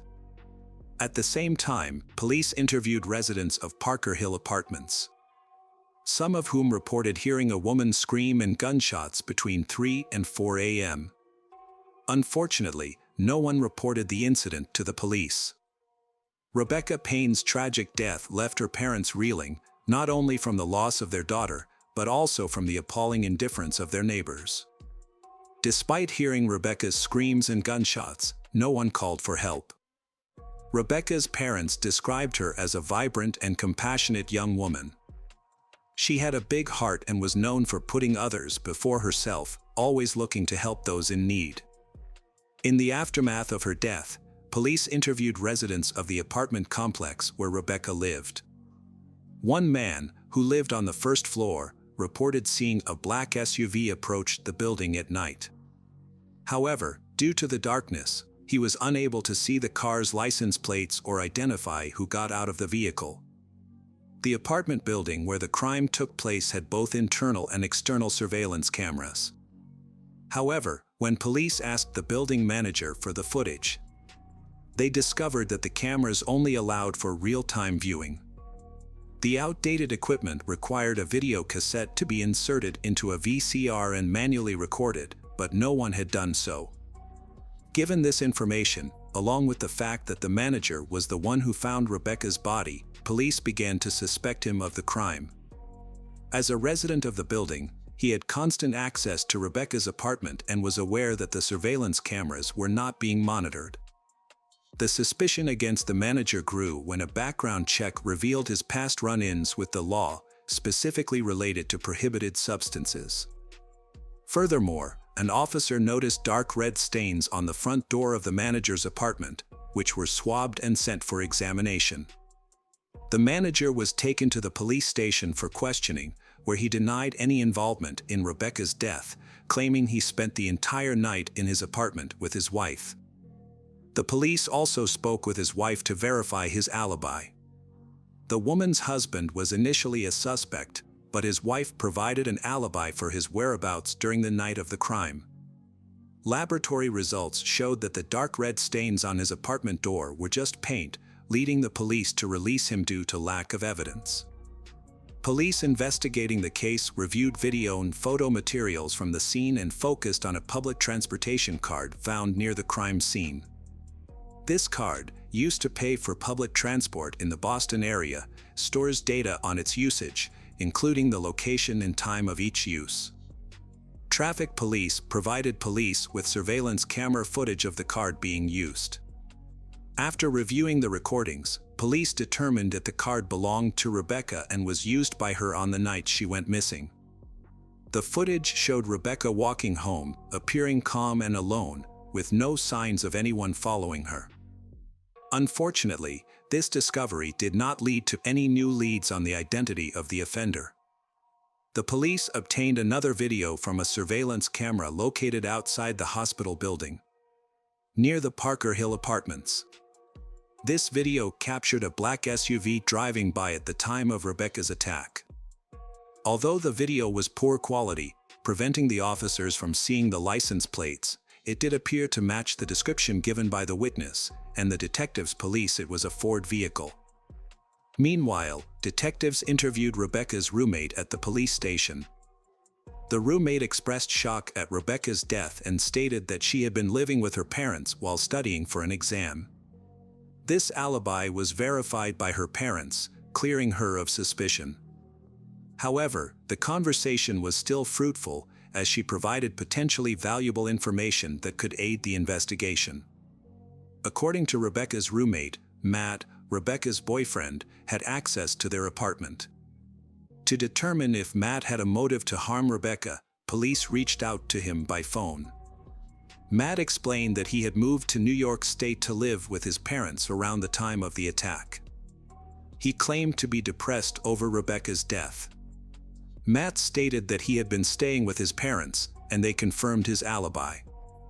Police obtained a record of Matt's cell phone activity, revealing a conversation with Rebecca on the night of the attack, around midnight, a few hours before her death. However, the cell tower that received the signal from Matt's phone was located near his parents' house in New York State. To verify Matt's alibi, police conducted an experiment and concluded that it would have been impossible for him to drive from his parents' house to Boston in 3 or 4 hours, making it unlikely that he committed the crime. As a result, Matt was ruled out as a suspect. Rebecca's family and friends traveled to her home state of Connecticut to say goodbye, but the police investigation into Rebecca's death stalled. Despite their efforts, no new evidence was found, no witnesses came forward, and no DNA samples were collected. The case appeared to have reached a dead end. Years went by. In 2012, a breakthrough occurred. Anthony White was arrested by the Boston police for trafficking illegal substances and faced a lengthy prison sentence. In an attempt to reduce his sentence, Anthony offered to provide police with information about the night Rebecca Payne died. Recognizing this as a potential opportunity to solve the long-standing case, the police accepted Anthony's offer.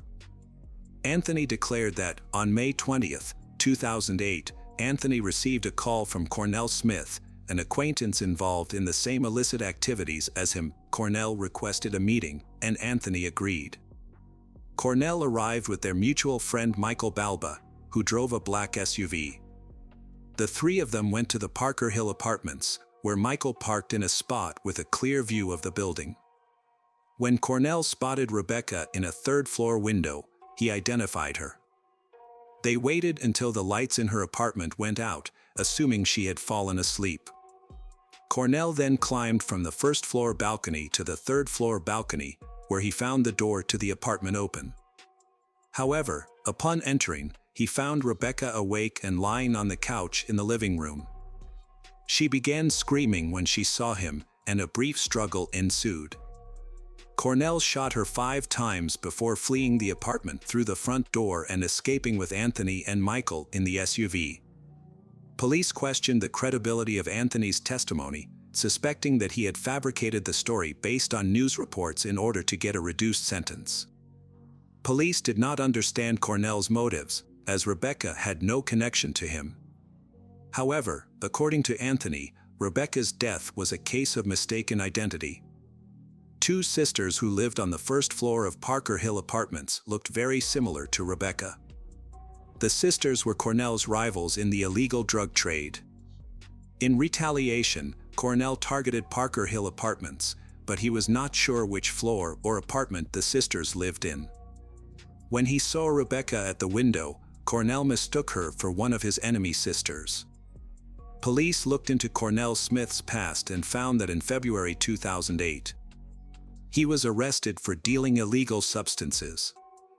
Shortly before Rebecca's death, Cornell was released on bail. According to Anthony White's statement in 2012, Cornell wanted revenge against the sisters. However, when Anthony White came forward, Cornell Smith was already serving a 12-year sentence in prison for another conviction. With Anthony's new testimony, Cornell was then also charged in Rebecca's murder. Cornell denied his involvement, though. Before the case could go to trial, the key witness, Anthony White, died in prison. There was no longer any evidence to prove Cornell's involvement in the murder of Rebecca Payne. Since Anthony White was dead, the police needed new testimony from Michael Balba, who was with Anthony and Cornell on the night of the murder, in order to convict Cornell Smith. Michael was arrested and taken to the police station, but without evidence, he denied involvement and requested a lawyer. As a result, hopes of solving the case seemed lost. In a final attempt to find the connection between Cornell and Rebecca's death, the police looked into Cornell's case files in connection with a separate case of drug trafficking. During the search, the police came across letters written by Cornell Smith to the judge. These letters revealed Cornell's arrogant attitude towards others, some of which seemed meaningless. However, one letter contained a crucial piece of evidence that linked Cornell to Rebecca's death. It remains unclear why these letters had not been scrutinized earlier, despite being addressed to the judge. The discovery of this key evidence ultimately helped police build a case against Cornell. In a letter written out of anger, Cornell referenced an altercation that had taken place in downtown Boston, leading to the unfortunate death of Rebecca Payne at the hands of Cornell. This letter confirmed that Cornell was in Rebecca's apartment at the time of the incident. The trial took place in 2015. Jeffrey Karp, a defense attorney with more than 20 years of experience, was the first attorney to represent Cornell. However, Jeffrey withdrew from the case after an incident. Cornell suddenly stood up and struck Jeffrey Karp in the head with his handcuffed hand, causing chaos in the Suffolk County Superior Court in Massachusetts. Jeffrey Karp then opted not to prosecute, instead allowing the judge to appoint a new attorney for Cornell. Cornell Smith took a plea deal and pleaded guilty to taking the life of Rebecca Payne as part of the deal. He received a prison sentence of 18 to 20 years from the judge. To honor Rebecca's memory, her hometown renamed the local tennis court after her. A garden and a National Athletic Trainers Association scholarship fund have also been established in her name. According to Rebecca's father, Nicholas Payne, these tributes were created with one main goal in mind: we don't want her to be forgotten. Hello friends, welcome to our channel.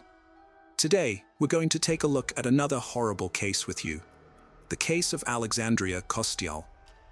Alexandria Ally Costial was born on September 11, 1997, in St. Louis, Missouri.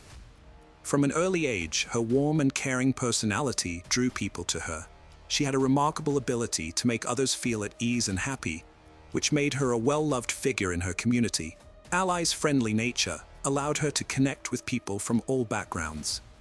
She was never afraid to approach someone new and start a conversation. Her kind and compassionate heart was evident in her willingness to help others, whether it was by lending a hand or simply listening to those in need. During her time at Lindbergh High School, Ally was an active student who participated in track and cheerleading. It was there that she met her best friend, Maddie Norris, and they formed a lifelong bond. Their friendship was built on mutual trust and a deep emotional connection, going beyond a typical friendship to become more like sisters. After graduating from high school, Ally enrolled at the University of Mississippi, also known as Ole Miss, in Oxford, Mississippi. Although several boys had asked her to prom, she didn't have a date. Luckily, her friend Maddie stepped in and offered to be her date. At Ole Miss, Ally joined the Alpha Phi sorority as a founding member and became the president of the Ole Miss Golf Club. She also immersed herself in the university's rich traditions, including its mascot, the Ole Miss Rebels. At a campus party, Ally met Eliza Brick, and they instantly clicked, as if they'd known each other for years. Ally's passion for capturing stunning sunset shots became a mission. One night, while out at a bar in downtown Oxford, Ally met Brandon Thydell from Fort Worth, Texas. She found him cute and developed a crush on him. However, Brandon's behavior ultimately hurt Ally, as she had trusted him to make an effort to connect with her and her best friend, Maddie. In July 2019, Ally's parents, Cindy and Keith, visited her in Oxford for a few days before her senior year at Ole Miss. They were excited to see their daughter thriving at the university and experience her life there. On their scheduled departure day, July 19th, Cindy called Ally around 7 p.m. Still half asleep from a nap, Ally mentioned her plans to go out with friends that evening. Unbeknownst to Cindy, this ordinary conversation would be her last with her daughter. About 30 minutes from Oxford lies Sardis Lake, a vast area popular for its hunting camps and recreational spots. On June 20th, 2019, an officer was tasked with patrolling the lake in the early morning hours when it was still dark and eerily quiet. While driving around the lake, the officer came across something unusual near a picnic table. Upon closer inspection, he was met with a grisly scene: a young woman's lifeless body, riddled with at least 9 gunshot wounds. The discovery of the body, later identified as Ally, at Sardis Lake prompted authorities to notify her parents, Cindy and Keith. However, the couple was far away in St. Louis, unaware of the tragedy that had unfolded. A middle-of-the-night phone call shattered their peace, informing them of the devastating news that their daughter had fallen victim to a homicide. After hearing the tragic news, Ally's friends took to social media to mourn her loss and call for justice. They created the hashtag #JusticeForAlly to bring their voices together and make their demands for justice louder. In their social media posts, Ali's friends shared happy memories of her and the positive impact she had on their lives. These heartfelt tributes aimed to celebrate Ali's memory and offer sympathy to her family. After Ali's tragic murder, her friends and community mourned the loss of a vibrant and joyful person. Cassandra Kendrick, a recent University of Mississippi graduate and close friend, expressed her sorrow. Brash, another recent graduate who worked in student housing, described Ali as someone with an infectious happiness and a positive outlook. According to Brash, Ali always had a big smile on her face, reflecting her bright spirit. Brash met Ali while working as a community desk assistant in Crosby Hall, the largest residence hall on campus. Ali would often stop by and chat with Brash when they were on duty. Brash remembered Ali as a sweet girl who lived life to the fullest and cherished every moment. Ali's sorority, Alpha F, issued a statement after her murder, expressing shock and sadness at the loss of one of their members. They extended their deepest sympathies to Ali's family during this incredibly difficult time and hoped for comfort for their sisters.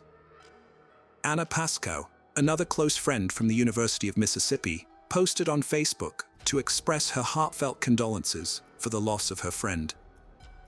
She described Ali as the most genuine and uplifting person she had ever known, emphasizing the significant impact Ali had on the lives of those fortunate enough to have met her.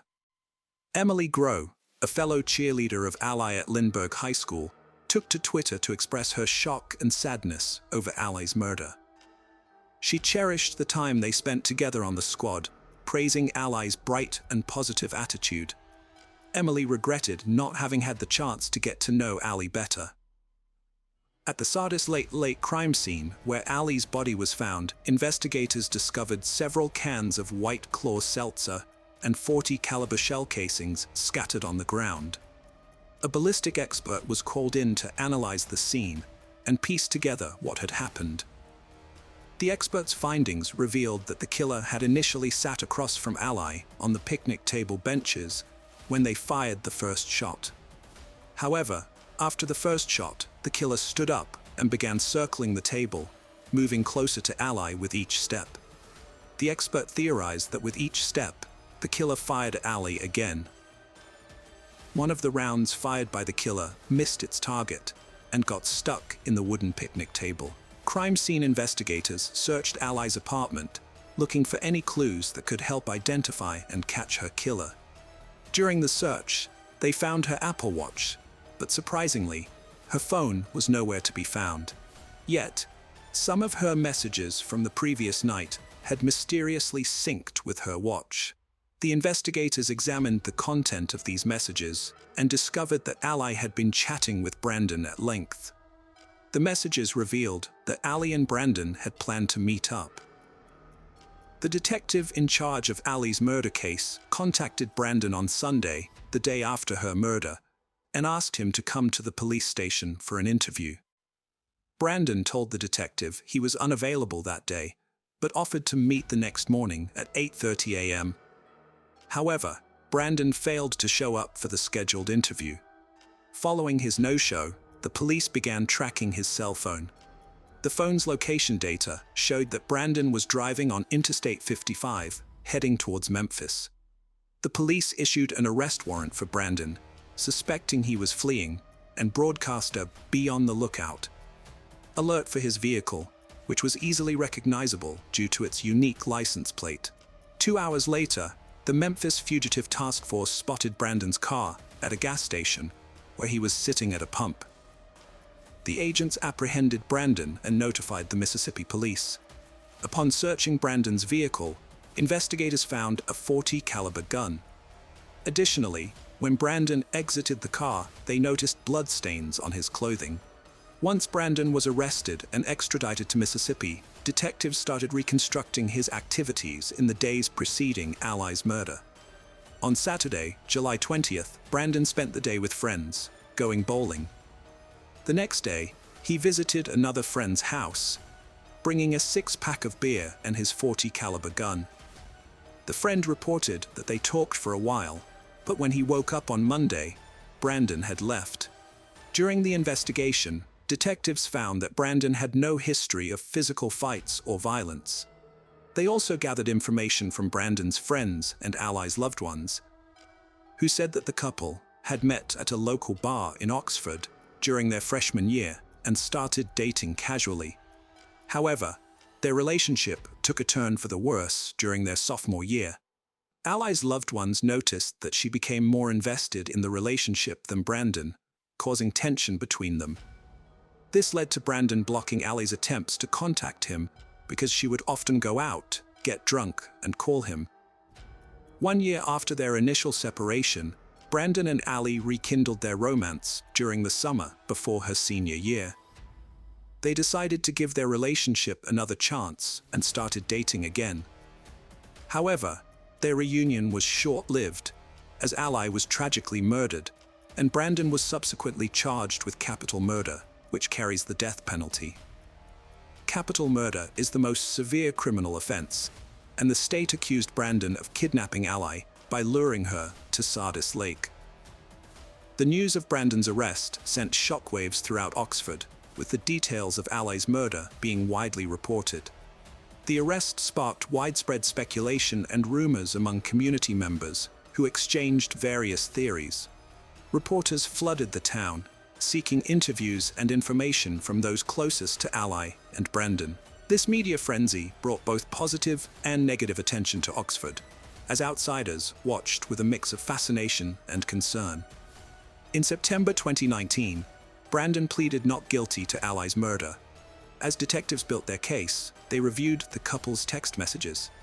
In April 2019, 3 months before her murder, Ally was preparing for spring semester finals and considering the possibility of being pregnant. On April 14th, Ally sent Brandon a photo of an inconclusive home pregnancy test. Brandon responded, saying they would wait to confirm the pregnancy, but if it was true, he was against keeping the baby. He suggested Ally could get an abortion pill. Ally, however, was unsure about ending the pregnancy. She mentioned the possibility of meeting someone who would love her and the baby.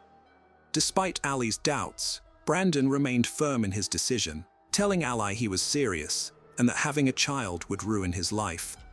Detectives found CCTV footage showing Ally leaving a bar on Oxford Square around 11:45 p.m. on July 18th. About an hour later, around 1:30 a.m., Ally met up with Brandon, who drove them to Sardis Lake. According to Brandon's lawyers, both Ally and Brandon had been drinking throughout the day.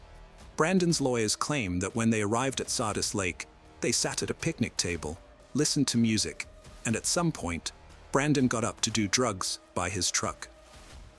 He then returned to Ally, went back to his car, and got his .40 caliber gun. A shooting allegedly took place across the lake, according to Brandon's lawyer. After the incident, Brandon sat back down and talked with Ally for a while. However, things suddenly took a deadly turn when Brandon shot and killed her. Brandon's lawyer argues that his actions were caused by his intoxication from drugs and alcohol. Detectives and Ally's family saw the incident differently.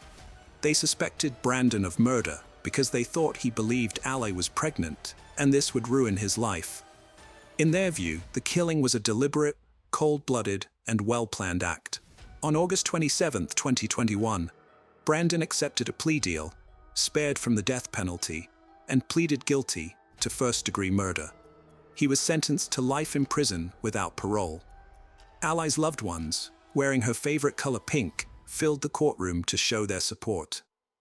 After the judge announced the sentence, Brandon addressed Ally's family, expressing remorse for his actions and asking for their forgiveness. He acknowledged the immense pain he caused and hoped they could find it in their hearts to pardon him. Ally's autopsy report concluded that she was not pregnant at the time of her murder. However, this does not rule out the possibility that Ally was pregnant at some point. Ally's mother, Cindy, firmly believes that Ally was pregnant and lost the baby. A memorial was set up at Sardis Lake, where Ally was murdered by her family and friends. Her parents, Cindy and Keith, hold on to memories of their daughter. even though the silence is still painful for them. Every time Ally's friends see a pink sunset, they think of her. They have devoted themselves to keeping her memory alive, working to spread her positivity and make sure she is never forgotten. Hello friends, welcome to our channel. Today we're going to take a look at another horrible case with you, the case of Keely Bunker. What happens when a trusted friend who is meant to keep you safe turns out to be the very monster you should flee from? In the case of Keely, she discovered the dark and unsettling truth behind her friend's seemingly innocent smiles. But unfortunately, it was too late. This is the heart-wrenching story of Keely Bunker. We extend our heartfelt condolences to the family and friends of Keely, who will forever cherish her memory.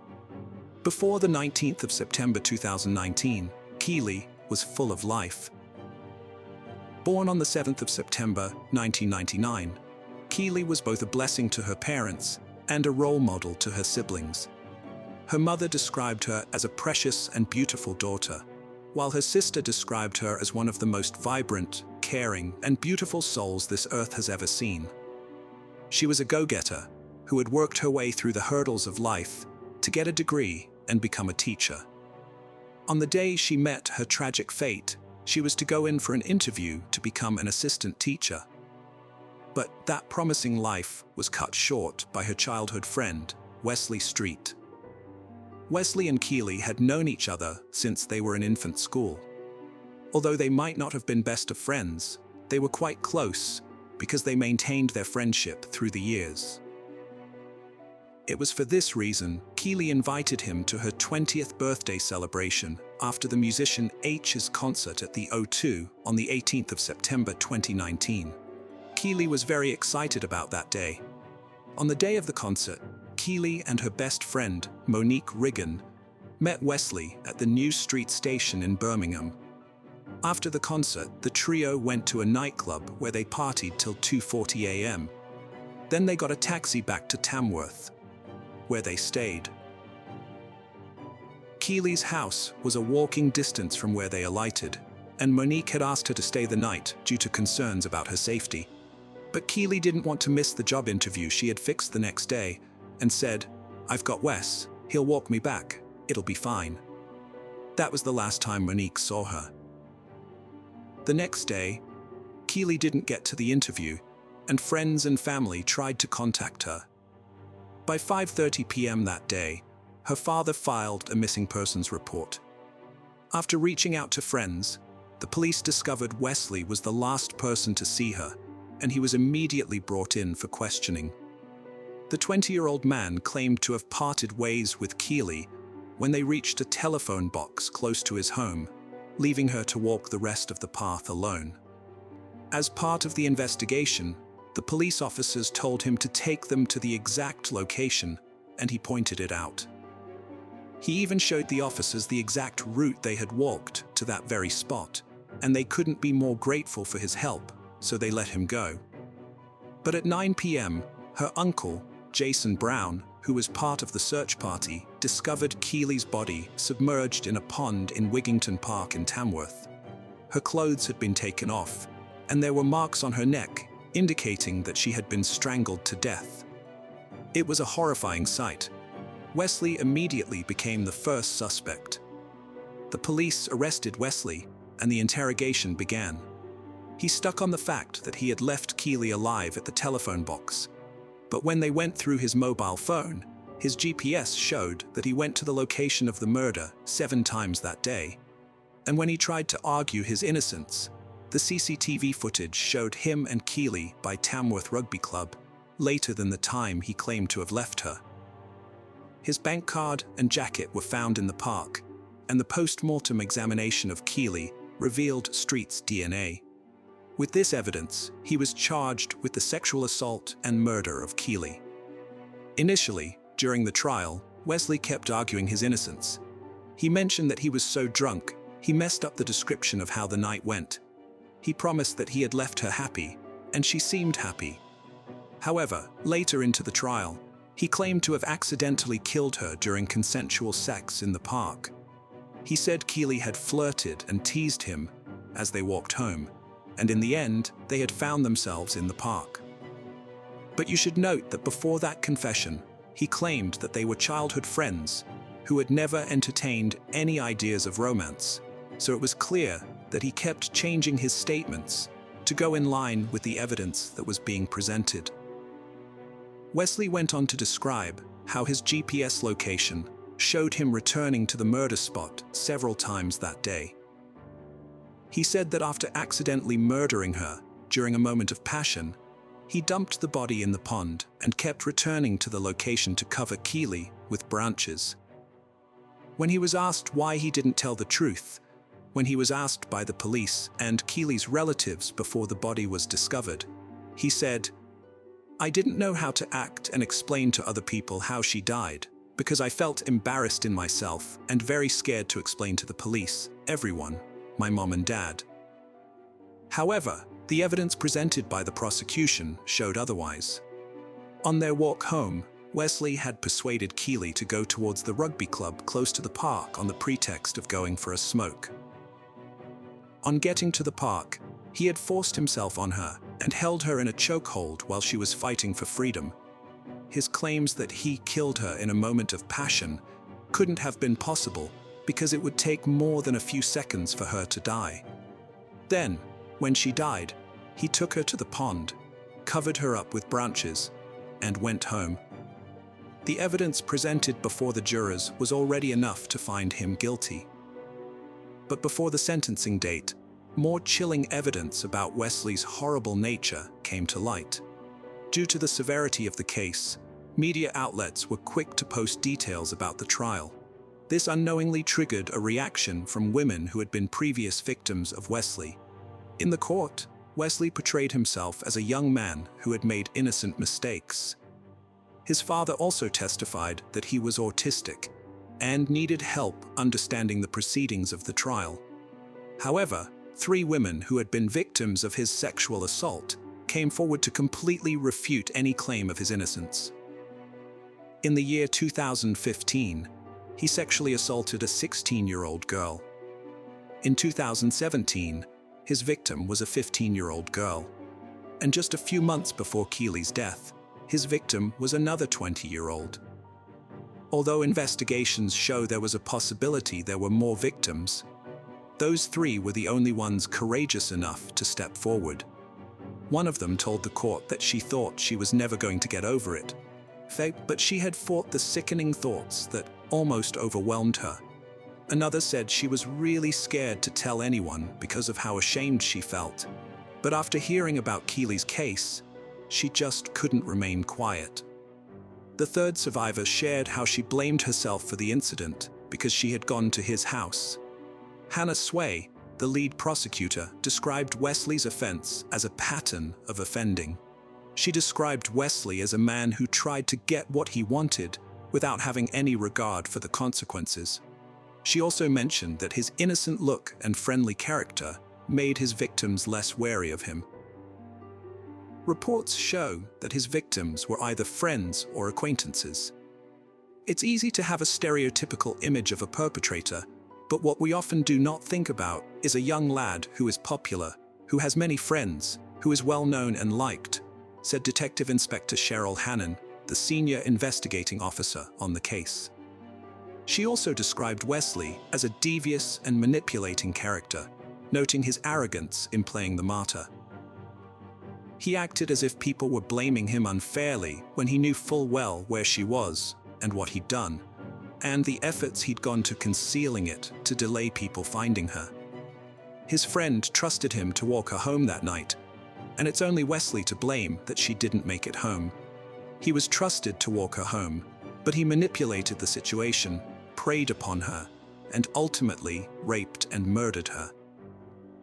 He then went on to put himself at the center of the investigation, lying to the police, her family, and her friends that she was safe and well, changing his lies as the evidence was presented to him.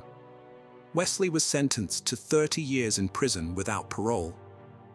During the sentencing, the judge described how Wesley had cut the beautiful life of Keely short, just to satisfy his desires.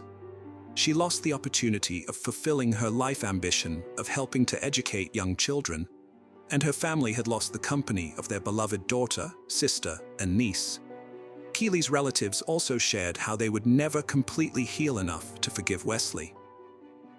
Her mother, Debbie, said that as Keely's family, the outcome of this trial will never be enough in terms of justice.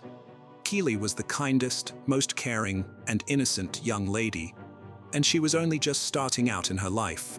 Such is the hell they feel, they are incapable of showing any forgiveness.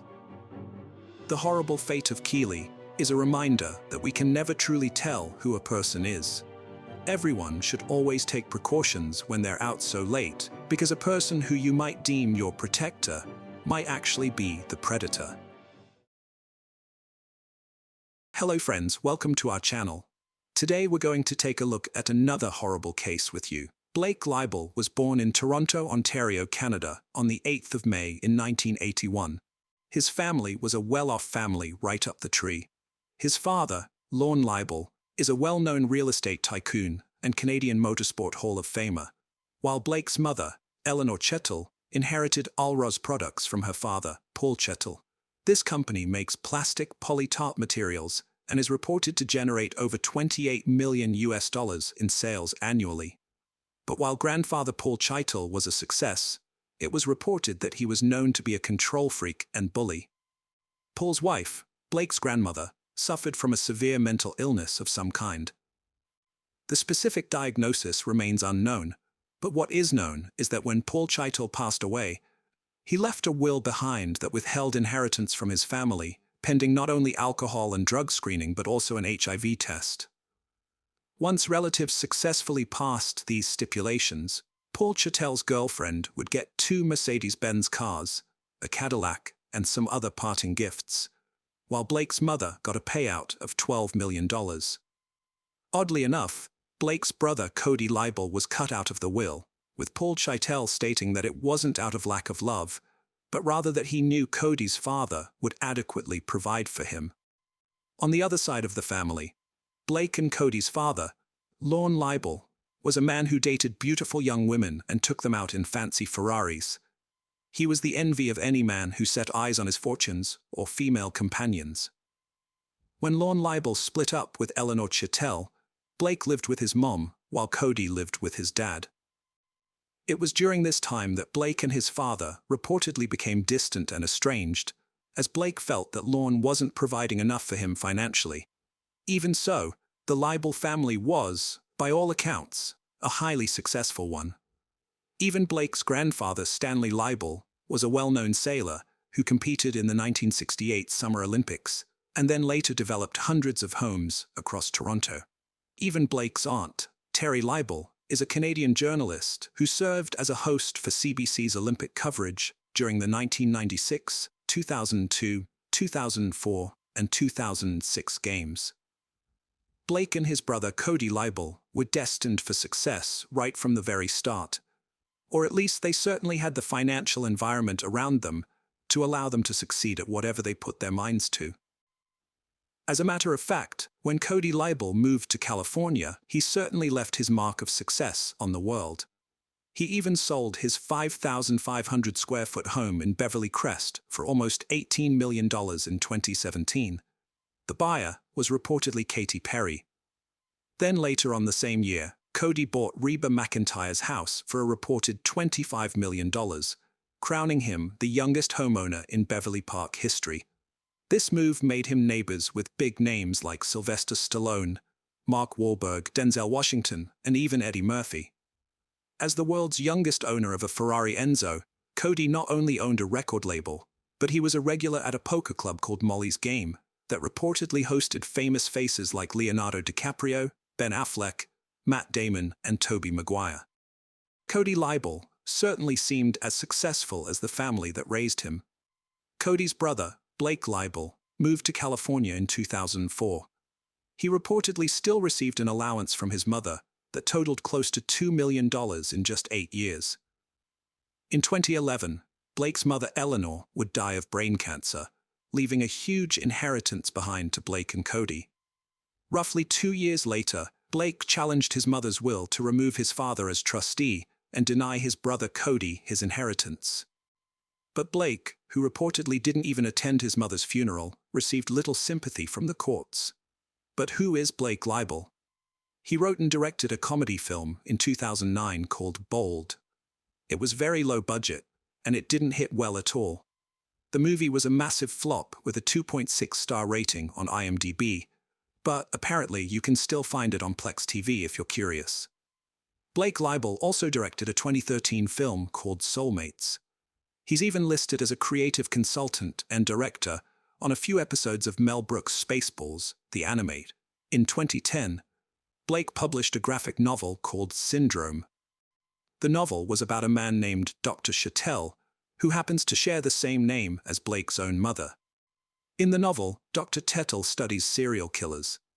He also goes as far as to recruit a town full of actors and then set up a fake Truman Show-style scenario.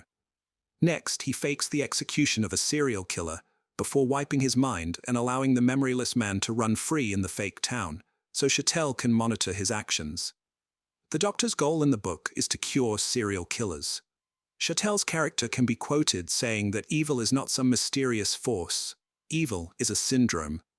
Co-author of the book, Ryan Roberts, stated that Blake told him that he had done a lot of research on serial killers. Ryan also recalled how Leibel jerked his hands upward when showing how a victim could be flipped upside down in order to drain them of fluid. In hindsight, Ryan Roberts said he'll never forget that. While Blake didn't actually write or illustrate the final edition of Syndrome, he was credited as creator of the book, and he wrote an introduction at the start of the novel, asking the question, "If you loved hurting things, what would you do?" Syndrome, Blake's biggest success, and it ended up with him giving away stacks of the graphic novels for free at Comic-Con in San Diego. A producer said Blake wanted to be a respected comic book artist, and he used his cash to try and buy that image.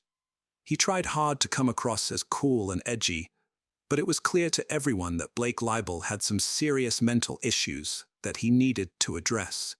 His mental state had begun to deteriorate, and he was spiraling into a dark abyss.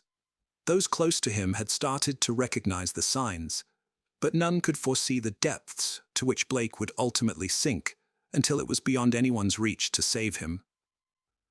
Blake Leibel had quite the romantic life. In 2006, Blake met a Californian model named Amanda Braun. Amanda was previously in a relationship with Andrew Olczyk, who died in prison following convictions for crimes committed as a crooked hedge fund manager. After 5 years of dating, Blake and Amanda finally tied the knot in 2011. Not long after the wedding, Amanda Braun Leibel gave birth to a son. While the couple appeared to live comfortably in their Beverly Hills mansion, Blake continued to cash in and spend his checks pretty much as quickly as he received them. He reportedly smoked weed constantly and came up with various plans for success, but none of his ideas proved fruitful. During this time, one of Leibel's friends said Blake was developing a dark obsession with brutal violence. It was like Blake was becoming a different person. He was distant and paranoid. Then in the summer of 2015, Blake left Amanda while she was pregnant with their second child. This was reportedly due to his pot-smoking habit consuming his life, but I'd say there was more than a marijuana issue brewing. Blake began isolating from almost everyone as he sank deeper into a world filled with gore, violence, and darkness. He even stopped returning his family's calls and began to suspect that his brother Cody was in deep debt to some Russian gang members, and he was worried it could potentially bring harm back his way. But there was never any evidence that Cody Leibel owed any major debt like that. And no one could understand why Blake's sanity was spiraling out of control. But most of his friends claimed it was initially the death of his mother that brought on this dark madness. Eleanor Chattel's $5.5 million home in Toronto, plus the millions of other dollars acquired due to her death, just wasn't enough for Blake. He was broke, and when he failed to have his mother's will overturned in 2013, he turned to his father to help him pay for his mounting credit card debts. Then Blake was sued by his lawyers for non-payment in the unsuccessful case of Eleanor Chattel's will. After Blake split up with Amanda, he began pitching another original script called Psychopomp. It was about a caped vigilante that cuts off the heads of villains and then uploads his antics to YouTube. But reviewers of the script stated that it was terrible in every way possible. There wasn't one thing about Blake Libel's new project that anyone liked. It was likened to a bad rip-off version of Batman, where Batman is violent, psychotic, stupid, sadistic, and highly unlikable. Psychopomp was nothing more than a gratuitously violent film devoid of any imaginative flair. However, there were whispers that Hilary Shaw, a producer involved in Children of Men, had expressed interest in the Psychopomp screenplay, yet this supposed development never materialized.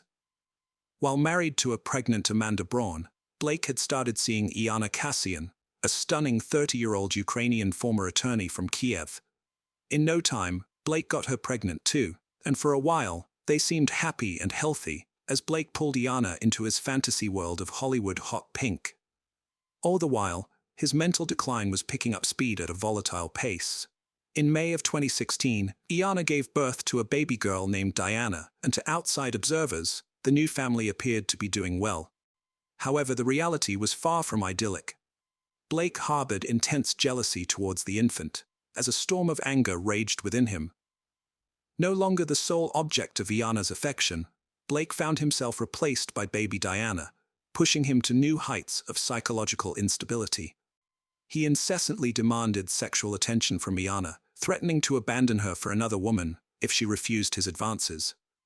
In an attempt to salvage their relationship, Iana sent her newborn daughter to live with her mother in a nearby apartment, which Blake financially supported.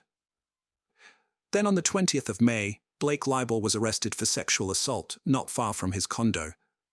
The alleged victim was Blake's third girlfriend, Constance Bucaferry. She'd been living in another house he owned that was also a couple of miles away from his West Hollywood apartment, where he lived with Iana. Constance claimed Blake forced himself on her in the house. Bucaferry is known for being a storyboard artist on Aquaman and working in the art department for films like Snow White and the Huntsman, P.S. I Love You, and The Emoji Movie. Blake Libel was released from custody around 15 hours after he was arrested, following a bail payment of $100,000. Iana had bailed Blake out of jail, but finding out about the affair with Constance was the final straw for her. She moved into her mother, Olga Kassian's ma. There was only one door left to check, and it was locked. The cops tried to force the door open to the bedroom, but a mattress was barricading the door from the other side. The cops shouted for whoever was in there to come out. And that's when Blake's voice finally responded, saying he wasn't going to come out because he was scared that the officers were going to beat him up. They assured him that this wouldn't happen and that they were just there to check on his girlfriend to make sure she was okay. Blake replied back that she was fine. He said she was at the hospital and gave them a room number. He also said that his father would be there soon and that he wasn't coming out until then. Blake was referring to his accountant and mentor, Stephen Green. Blake had called Stephen around noon and asked him to come to the apartment. For a month before Stephen Green received that call, he had been unable to get in contact with Blake Libel. Green had called, messaged, left voicemails, and even emailed Blake several times, but he never got a reply. Stephen Green even left a voicemail on Blake's phone, stating that he was worried about him and that he loved him. He said, whatever was going on, he wanted to help him get through it. But as you're about to find out, it was way too late for that. When Green arrived at the condo, he spoke to Blake through the partially opened bedroom door in the apartment.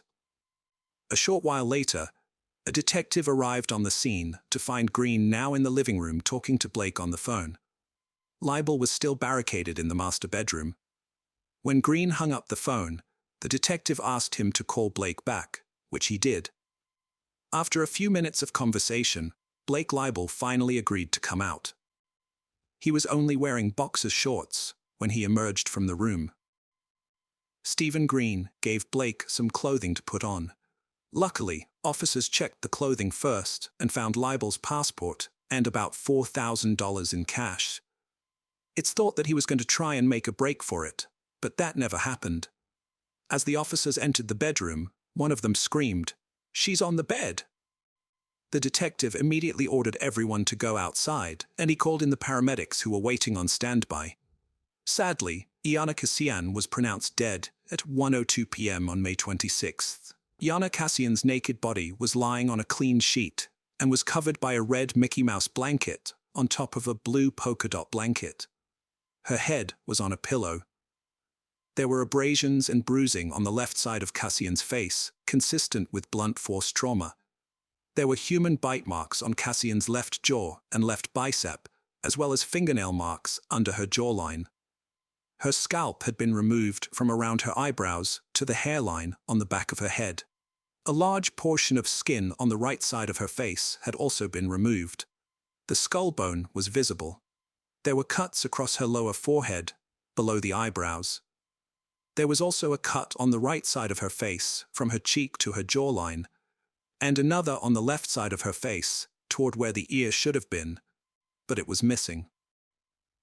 The medical examiner later proposed that a sharp-bladed tool had been used to cut off the skin, but he also noted that some facial tissue had been ripped away by hand. Considering the extensive damage to Yana's face and skull, combined with the challenging nature of both cutting and tearing the tissue, the doctor believed that inflicting these injuries would have been a lengthy process. Moreover, the presence of inflammation in the tissue and bleeding from several severed samples led to the tragic conclusion that Yana Kassian was still alive while enduring this prolonged torture. The examiner also determined that there was no blood in Yana's heart, veins, or arteries. Half of Yana's blood supply was missing. This is highly unusual, even considering the weight of her injuries. Gravity wouldn't have been enough to drain that much blood from her body. Her heart would have had to have been pumping the entire time. It was the medical examiner's opinion that Blake may have drained Yana's blood by placing her in the bathtub with her head lower than her feet, and then running water over her head, which could have increased the blood flow and potentially interfere with clotting. Due to the presence of foam in her nostrils, the doctor concluded that Yana was probably submerged in water for at least 30 minutes. Her body was then washed and placed on the clean sheet. Her cause of death was ruled as exsanguination, which is the draining of blood. There was an additional pillow to the left of Yana with an indentation on it. It was as if someone had been laying next to her. There were dried blood stains on the mattress beneath the sheet she lay upon. The investigation uncovered the extent of the violence that had occurred throughout Blake Leibel's condo. According to court documents, blood stains and pieces of human flesh were discovered behind the bed. Blood was also splattered on the wall near Yana's body. A fragment of an eyebrow was found on the floor beside the bed. In addition to the mattress Yana was lying on, blood stains were present on another mattress from a second bed in the room, as well as on a side table and in various other areas of the bedroom. The mattress that had been used to obstruct the door belonged to this second bed. A clump of hair and a blood-stained razor were found in the trash can. When cops entered the bathroom of the master bedroom, warm water was running in the bathtub. Blood stains and hair could be seen in the tub.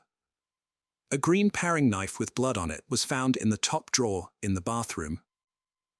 The oval shape of the bloodstains found on the headboard of the bed and the guest bedroom were consistent with having been made via the top of Yana's scalped head. There was blood on 2 towels, a pillowcase, the floor, and the base of the drapes in the guest bedroom. The drain in the tub of the guest bathroom also tested positive for blood. The same drain contained some freshly cut hair. Chemical testing also confirmed the presence of blood that someone had tried to clean up in areas of the dining room, the hallway, the guest bathroom, and both of the bedrooms. The kitchen garbage disposal also tested positive for blood. Then more evidence was found in the dumpster.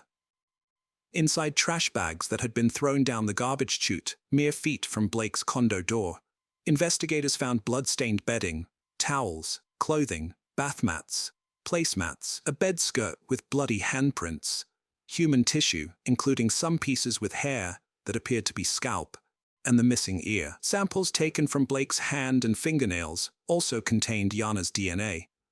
Yana's hands showed signs of injury consistent with self-defense.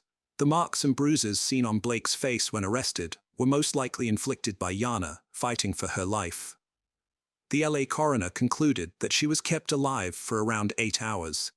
He said he'd never seen injuries like that, and he likened them to wartime injuries. Blake Leibel was arrested and charged with the torture and murder of Yana Kassian. It was later discovered that he used her phone to order food to the apartment via Postmates twice during the time Yana was missing. Blake's demeanor on the scene was described as ice cold. He acted as if he didn't even know Yana was dead. When an officer told him, he simply replied, "Well, I guess you'll find out who did it then." Leibel donned an evil grin as officers led him away from the condo in handcuffs. On June 26, 2018, Blake Leibel was sentenced to life without parole. Due to the nature of his crimes, he was eligible for the death penalty, but the DA didn't pursue it, even though doctors deemed Blake not to be insane and stated he was fit to stand trial. It took the jury just 3 hours to deliver a guilty verdict. Blake was also ordered to pay about $43 million to Yana Kassian's family. Cody Leibel was present on every day of the trial. Blake's father never showed up. Yana Kassian had only been living in the United States for a couple of years before tragedy struck. She was working on becoming a translator. What happened to her was absolutely devastating. It was a crime with little motive outside of Blake's narcissistic desire to control women with his allowance. It was as if this aged, evil little boy had never been rejected, and once he was, or rather felt like he was, he couldn't take it. His ego collapsed, and he snatched away the life of his newborn daughter's beautiful mother in the cruelest way possible. Blake Leibel will rot in prison where he belongs, alone with no one, nothing, and no future that will lead to any shedding of light in his direction. During the London Olympics, a young Puerto Rican boxer, Felix Verdejo Sanchez, emerged as a shining star. Heralded as a diamond, he was seen as one of the most promising athletes from his country, with predictions of future titles and gold medals. Everyone believed that this talented and driven young man would reach incredible heights in the world of sports. In 2021, Felix Verdejo's name resurfaced in the global media, but this time it was in the crime section. The story revolves around a teenage romance that grew into an obsession, ultimately leading to a horrific tragedy. This tale also highlights how the 2014 Knockout of the Year recipient, praised and promoted by two-time Olympic champion Vasyl Lomachenko, narrowly avoided a death sentence and was sentenced to life imprisonment instead. Despite overwhelming evidence and his accomplice's confession, Verdejo continues to deny any guilt. Born on May 19, 1993, in San Juan, Puerto Rico, Felix grew up in a modest, large family and had a passion for sports from an early age. Initially, he planned to pursue a career in baseball, but a pivotal incident changed his path. At 9 years old, after a quarrel and fight with a visiting friend's son, Felix's father suggested he take up boxing if he wanted to fight. Felix fell in love with boxing from his first training session at the local gym. By 16, Felix won the Pan American Junior Championships, followed by his country's championship a year later. In 2012, he reached the quarterfinals at the London Olympics, marking the start of his impressive professional career. Verdejo had 29 fights, securing 27 victories. In 2014, he was credited with the year's best knockout against Sergio Villanueva. A year later, Felix won his first championship belt, the WBO Latino title, which he defended 6 times over 2 years. His skill and talent left no doubt that he was destined for greatness in boxing history. Keishla Rodriguez, born in November 1993 in San Juan, had a similar background. Her full name was Keishla Marlene Rodriguez Ortiz. She grew up in a close-knit family with her parents, Jose and Kayla Rodriguez. her sister Barilise Nicole, and her half-brother Jonathan. Keishla was outgoing, excelled in school, and loved animals, aspiring to be a veterinarian. Her sister Barilise was her confidant and best friend. Keishla and Felix attended the same school and developed a romantic relationship in their teenage years. When Keishla's parents divorced in 2011, her mother moved to Florida, but Keishla and her sister remained in San Juan, staying closely connected. At 18, the promising boxer Felix, who had already competed in the Olympics, began dating Elisa Maria Santiago Sierra, a young aspiring model. Despite being in a relationship with Elisa, Felix continued seeing his childhood friend Keishla. Keishla's sister and mother knew about the affair and disapproved of it, recognizing the complexity of the situation. Elisa believed she was Felix's one true love and future wife, while Keishla, aware of Felix's engagement, found herself unable to break away from him. Felix's relationships were tumultuous, marked by his rising fame and the constant attention from admirers. Despite his serious relationship with Elisa, he could not let go of Keishla. This love triangle, filled with deception and emotional turmoil, ultimately led to a tragic conclusion. The once promising star of Puerto Rican boxing, who seemed destined for greatness, ended up in the criminal chronicles, his legacy forever marred by the events that unfolded in 2021. On top of that, he was her first great love, and deep down, the naive girl herself still hoped to be the one. In 2016, the boxer did marry the young Eliza, who at that time was barely 19 years old. Eliza by that time was already quite a famous model, had tens of thousands of followers in social networks, and also opened her own beauty studio for eyelash extensions. In August of the same year, just a few months after the wedding, the athlete got into a serious car accident when he was rushing on his motorcycle. He was taken to the hospital in serious condition with head injuries, bruises, and lacerations. His trainer, Ricky Marquez, seriously feared that his talented charge would go off the rails at the height of his career. But Felix, contrary to the disappointing prognosis, made a rapid recovery and soon returned to the ring. In September 2019, the boxer published in his profile in the social network a picture with Elise, who was in a large term of pregnancy. In the comment to the photo, he wrote, "Soon I will meet my daddy's princess." And a month later, he announced the birth of a daughter, who was given the name Miranda Verdejo Santiago. The young man in public looked like a loving husband, caring father, and an exemplary family man. But secretly from his wife, he continued to meet with Keishla, who could not let go. As Eliza later admitted, she guessed that her husband was cheating on her, but every time he tearfully vowed to leave his mistress. Keishla repeatedly tried to break off this painful relationship, but Felix would not let her go. She had no other men, because the boxer threatened that if he found out about the fact that Keishla had someone, not good for her and her chosen one, Keishla herself, who had fallen in love with Verdejo since high school, continued to love him despite everything. Rodriguez, as planned, connected her life with the care of animals and got a job at the Center of Veterinary Medicine and Aesthetics. Colleagues described her as conscientious, hardworking, and very responsible. She lived with 2 dogs and a cat, which she simply adored. In 2020, Eliza discovered the correspondence of her husband with several mistresses, including Keishla. The wife gave her husband a scandal and threw him out of the house, threatening that she would file for divorce and forbid him to see his daughter. Eliza's threats had an effect. In addition, in the career of the athlete at that time, there was a serious decline and unnecessary problems where he did not need. For a while, he really stopped seeing Rodriguez, but Felix still did not let her go, trying to control almost every step Keishla. After a few months of secret visits resumed, and in April 2021, Keishla discovered that she was pregnant. She bought a rapid test at the drugstore, which only confirmed her fears. She first called her sister, who was aware of her complicated relationship with the athlete, and told her everything.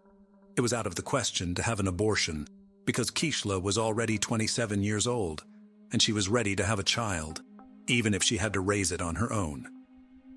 A few days later, Keishla broke the news to the father of her child, hoping in her heart that he would accept it, but Felix was not happy, to put it mildly. He got angry and told his mistress that she should go to the doctor, and if the pregnancy is confirmed, it will be necessary to have an abortion. Naturally, Rodriguez answered him with a firm refusal, but the boxer began to threaten her and insist. Felix said that an illegitimate child will finally destroy his reputation, and this he cannot allow. After Kishla's visit to the hospital, her pregnancy was confirmed, and she now had a certificate to prove it. She called Felix and told him everything, which made him furious. Felix shouted and demanded that Kishla immediately get rid of the child, but she again responded with a categorical refusal. Then the athlete decided to go on the sly, saying that he did not believe her and wanted to personally look at the issued medical certificate. He appointed Kishla a meeting in the evening in a crowded place, which did not surprise her, because they always tried not to draw attention to themselves and did not get in front of anyone. A few days before the meeting, the boxer stopped by his old friend Luis Antonio Padiz, who worked in a local machine shop and also had ties with the criminal world, selling illegal drugs. Felix briefly outlined the situation and asked him to help him get rid of his pregnant mistress. Luis had previously been in the field of vision of the police, and the prospect of being in prison scared him. But the athlete was persistent, assured that everything would go smoothly and the police will never come out on them. Besides, Felix promised him an impressive cash reward, and Luis agreed, with the support of an accomplice. Felix called Kishla and told her that he wanted to meet her on the evening of April 29th to confirm her pregnancy and decide what to do next. Immediately after talking to her lover, Kishla called her sister back and told her everything. She still had hope that Felix would accept her child and would not insist on an abortion. But Bereliz all this situation is quite alarmed. She knew that the boyfriend had threatened her sister, and she was worried that he wouldn't do anything to her. Bereliz called her mother and shared her concerns, but even together they could not dissuade Kishla from that fateful meeting. At the appointed time, Rodriguez, taking a doctor's note, arrived at the meeting in her own Kia Forte automobile. Verdejo drove there in his pickup truck, in the back of which Luis was hiding. Kishla immediately got into the athlete's car and showed him the results of the tests. He once again talked about terminating the pregnancy, but Kishla, crying, again responded with a refusal. Against this background, the couple began to quarrel violently, turning to shouting. Then Felix suddenly hit Kishla in the head with his fist, from which she immediately lost consciousness. Until Kishla regained consciousness, Felix took a syringe with a large dose of illegal substances hidden in the glove compartment of the car, which Luis had obtained at his request, and injected Kishla. Then, together with his accomplice, they carried her to the back of the car, where there were already prepared pieces of wire and a concrete block. The men tied Rodriguez up, attached the load, and then covered her with a tarp so that no one would accidentally see anything. Felix then returned to the pickup truck while his accomplice got behind the wheel of Kishla's vehicle. Together, they drove to the bridge over the San Jose Lagoon. It was virtually deserted at night, and the men, making sure no one could see them, threw Kishla, still alive, into the water. Afterward, however, they decided to fire a few test shots in pursuit, using the firearms they had brought with them so as not to leave the victim any chance. Having finished the massacre, each of the perpetrators went home.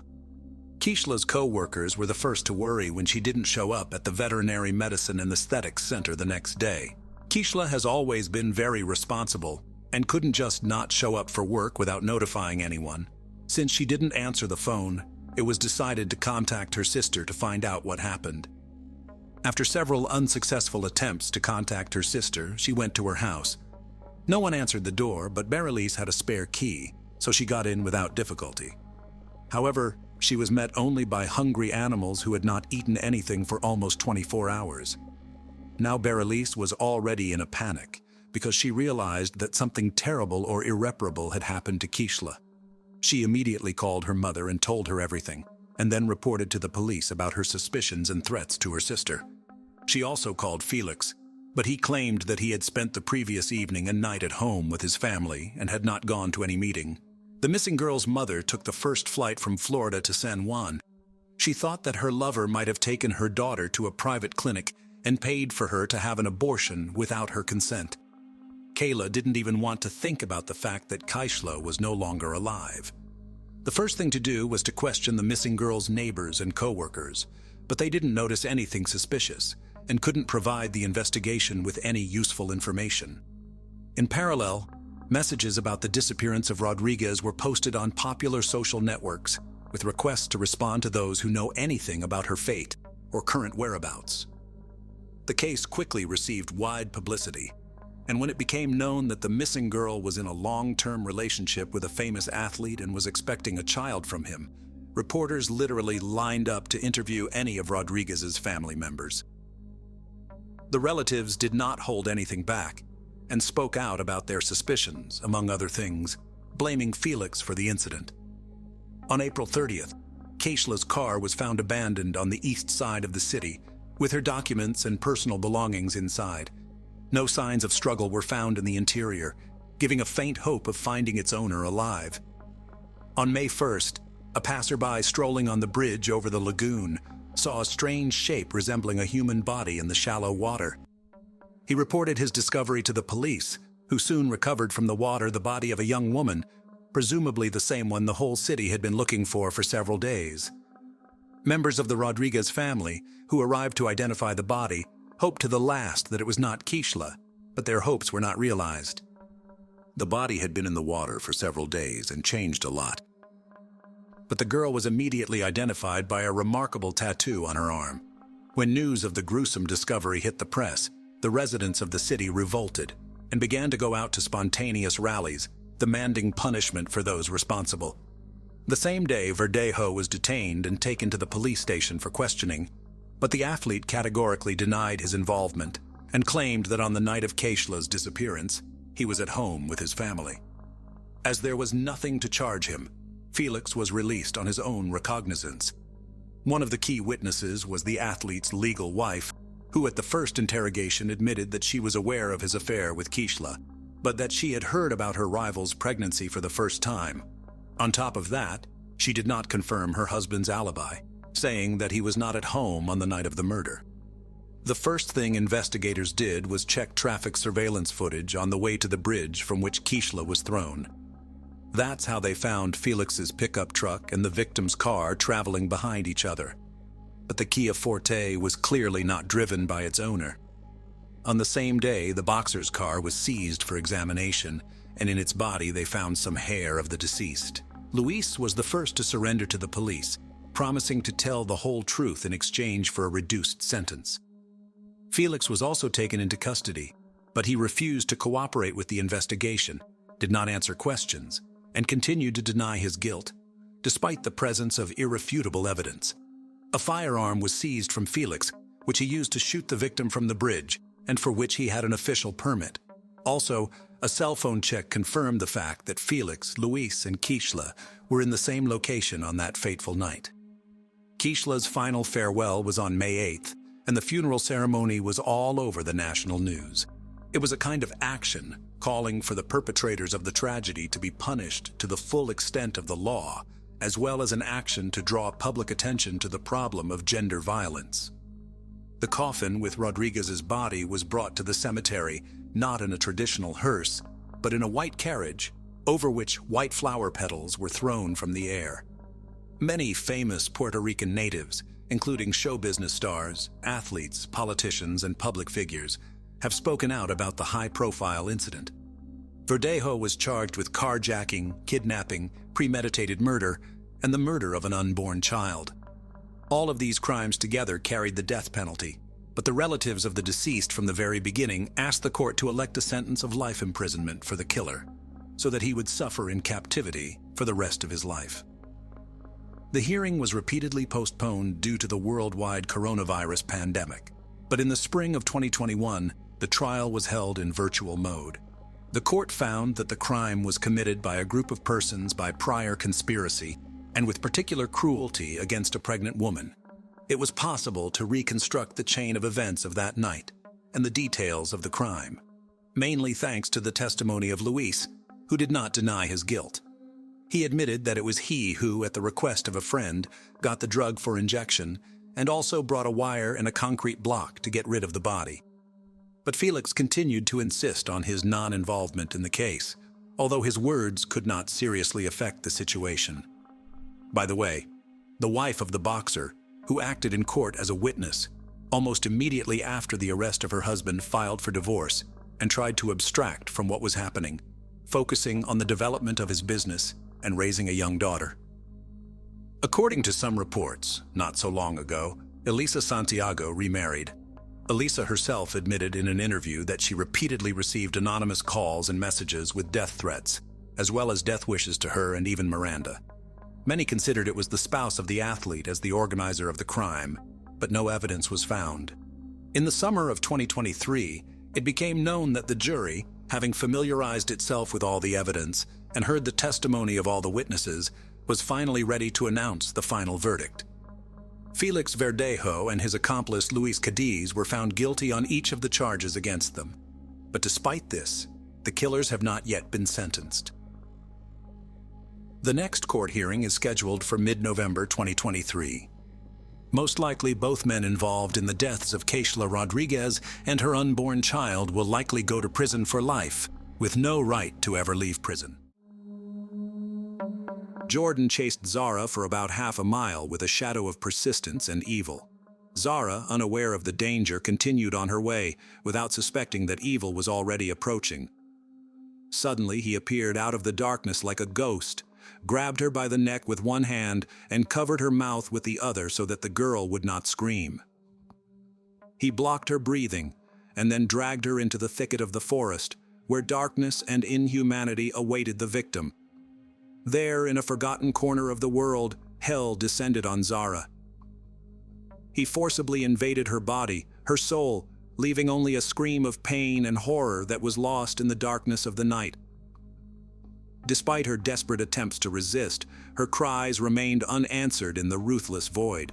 This whole nightmare, this terrible aggression lasted for 9 whole minutes, which seemed like an eternity for Zara, who felt fear and hopelessness. Then, as if nothing had happened, Jordan walked back to his house, leaving behind only traces of destruction and an absolute nightmare. But what if all this was just the beginning of an even more eerie and mysterious story? What if the hidden truth about what happened that terrible night turned out to be more confusing and dark than it seemed at first glance? Secrets hidden in the shadows of the past can destroy not only lives, but also destroy all that remains of hope and peace in this world. Only by digging deeper one can find the answers, but there are even more questions hiding behind them. In the winter of 1986, Zara Alina was born in the vast landscapes of Great Britain. She was the first of 5 children of a single mother, a young woman who mysteriously moved her life from the Pakistani slums to this corner of the UK back in 1968. Zara embodied the hopes and dreams of her parents, and her birth was an important event. She was the first granddaughter of Radha Parvin, and it brought her a special status in her community. From early childhood, Zara was surrounded by relatives who raised her to a pedestal, showering her with tenderness and care.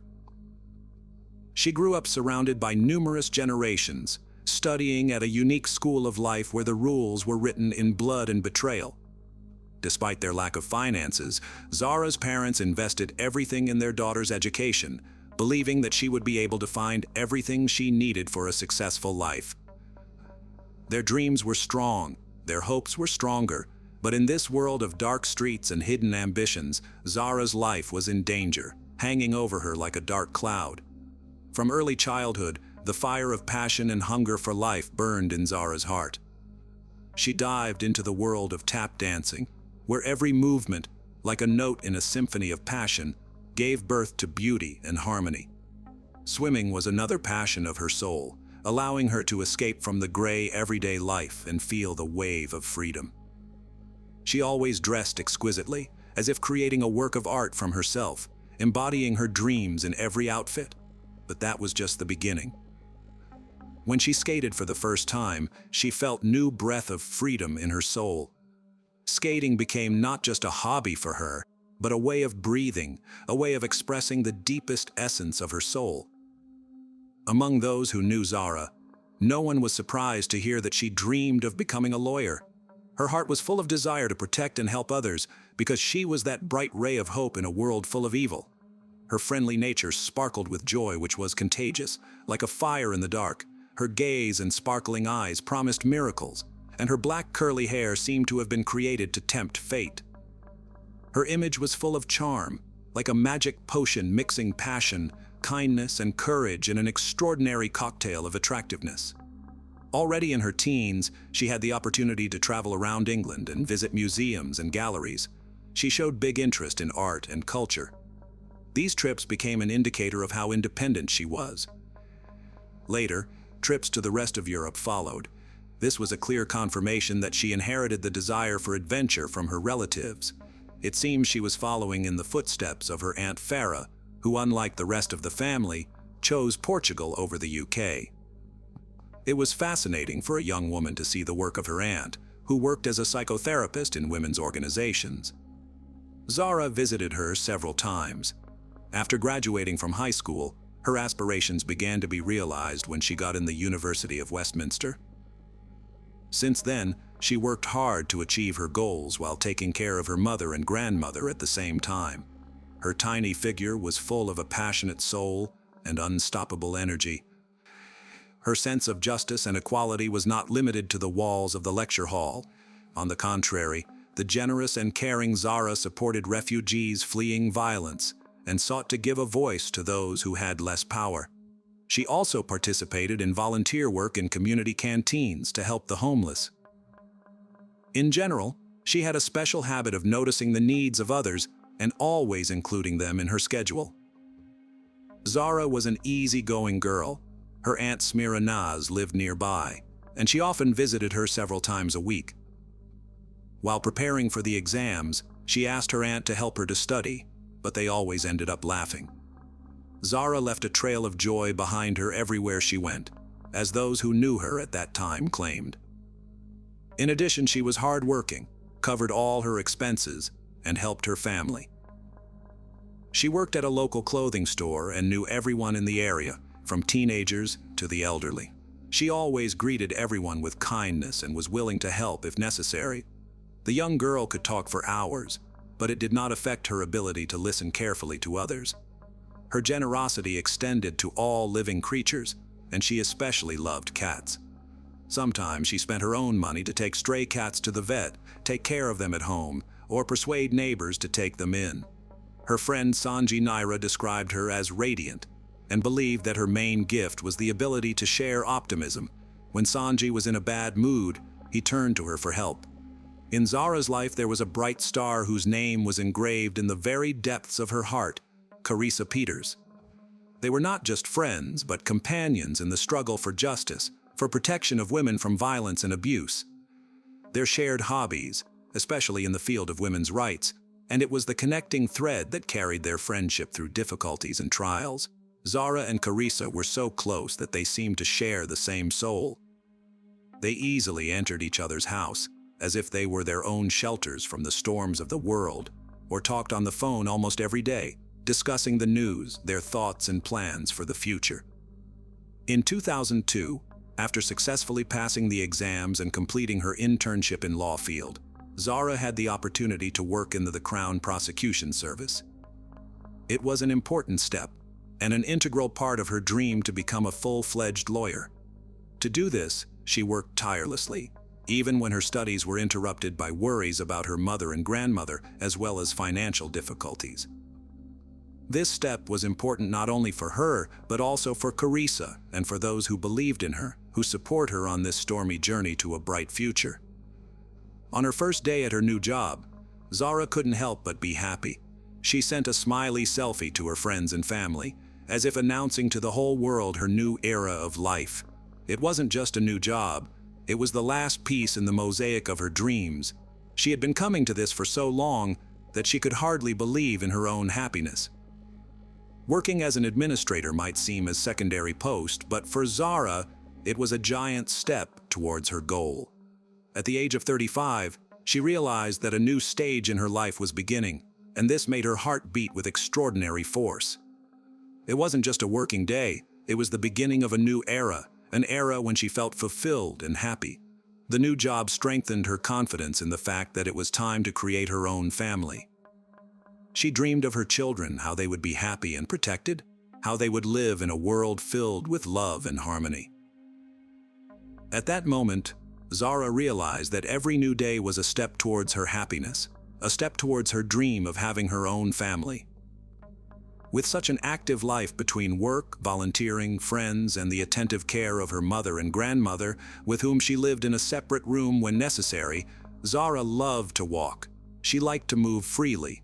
She didn't bother with small things. She could easily put a pair of shoes in her bag to change them for sneakers when needed. Zara believed that a woman should be able to move freely without any obstacles, and even more so that no one should have deprived them of this right. But near her house, there was a man whose existence completely took away this woman's right. His name was Jordan McSweeney. He was a few years younger than Zara, and it was unknown where he was from. One Saturday evening, when the sun had already set below the horizon, Zara was going to meet a friend. Even though she was not in the mood, she decided not to cancel the meeting. Zara's word was as strong as steel, and she always stuck to her promises, not allowing her mood to dictate her actions. Her devotion was as steady as a rock, and she was ready to walk through thick and thin for the sake of her friends. Before leaving, Zara picked up the phone to talk to Aunt Farah. But this time there was a certain anxiety in her voice that did not go unnoticed. Her aunt asked her to be careful, and Zara realized that even if she wasn't going to go far from home, the world around her seemed strange and unpredictable that evening. But she stubbornly told herself that she knew every dark corner of the city, and her name was known to everyone who had ever looked at her.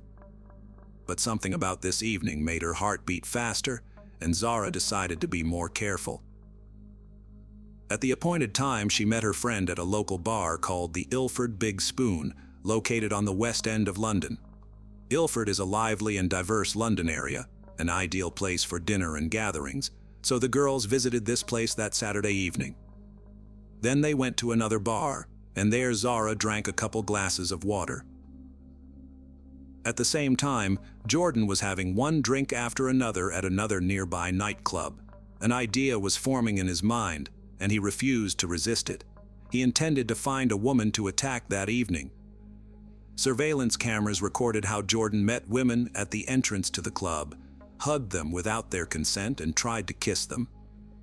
He was particularly persistent with one of the employees, despite her obvious reluctance.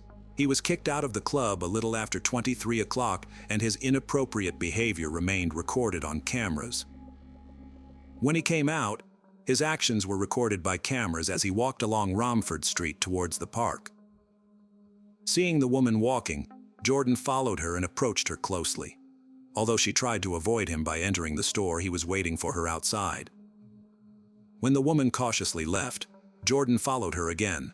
Then he walked down the other side of the street, leaving her in sight. However, when the woman entered her house, Jordan had no choice but to continue on his way. According to the surveillance cameras data, at about 2 a.m. on Cranbrook Street, Jordan noticed a woman approaching him. Suddenly, he quickened his pace, approaching her.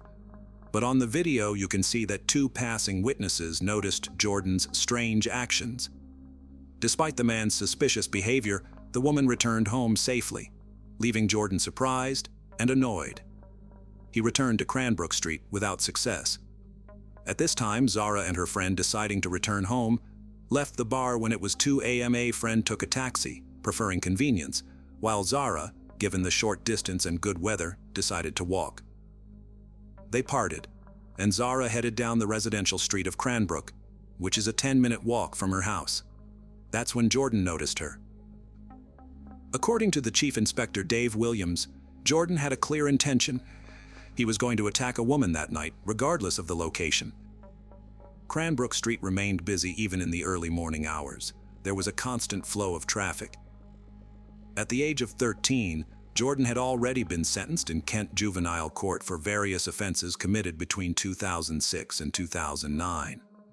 In August 2010, when he was 17 years old, he was found guilty of assaulting a girl, leaving her with a swollen eye, and he was given a 4-month detention and correction period.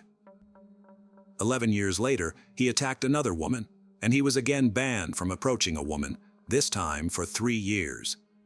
During this time, he had no right to contact her directly or indirectly. By 2010, Jordan had 28 convictions for 69 crimes, including theft, assaults on police and the public, criminal cases, theft of motor vehicles, traffic violations, committing crimes with bail, and shoplifting. On his page on a well-known social network, he bragged about having a huge collection of weapons, and in general, extolled a criminal lifestyle to the sky, posting different photos and quotes. He also posted fake pictures saying that the FBI was looking for him. On June 17, 2022, he was released on parole after being sentenced to prison for criminal damage, racially aggravated harassment, and illegal carrying of a bladed weapon. One of the conditions was meetings with a parole officer. Jordan settled into a van on St. Valentine Street, in a 130-acre park in the south of Gun Hill, the largest green space in London's Redbridge district.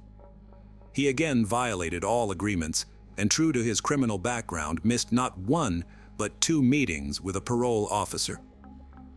As a result, the authorities refused to give him the advantage. The parole service began the procedure for returning him to prison on June 22, 2022, but they did not immediately inform the police, but only 2 days later. Early on Saturday morning, June 25th, police visited Jordan's mother's house to arrest him and found an unpleasant surprise. He was not there. Around 2:30 a.m. on June 26, 2022, the streets of Ilford witnessed a terrible crime. Zara was found on the sidewalk with signs of abuse on her body. Her belongings were scattered, as if the mess in her life was embodied in the streets. Her body was bruised, her clothes were torn, and her eyes showed struggle for survival. A woman passing by immediately realized that the situation was extremely serious. Without hesitation, she began to give Zara a closed chest massage and do CPR, trying to give her the last hope of survival. But the injuries inflicted on her body turned out to be too serious. Even with all the help of passers-by and emergency medical help, it was too late. Zara fought for her life, but the severe wounds and brutality of the crime were too strong. At 9:58 a.m. on Sunday, she passed away, leaving only the painful traces of a struggle behind. At that time, at about 11 a.m. in the park, Jordan, recorded by security cameras, was getting rid of evidence, throwing out his clothes. With his indifferent and cold-blooded demeanor, it became clear that this was not a random act of violence. The police responded quickly and knocked on Zara's grandmother's door, asking her to identify her granddaughter from the bar's video footage. When she confirmed that it was her, the police finally explained to her what had happened.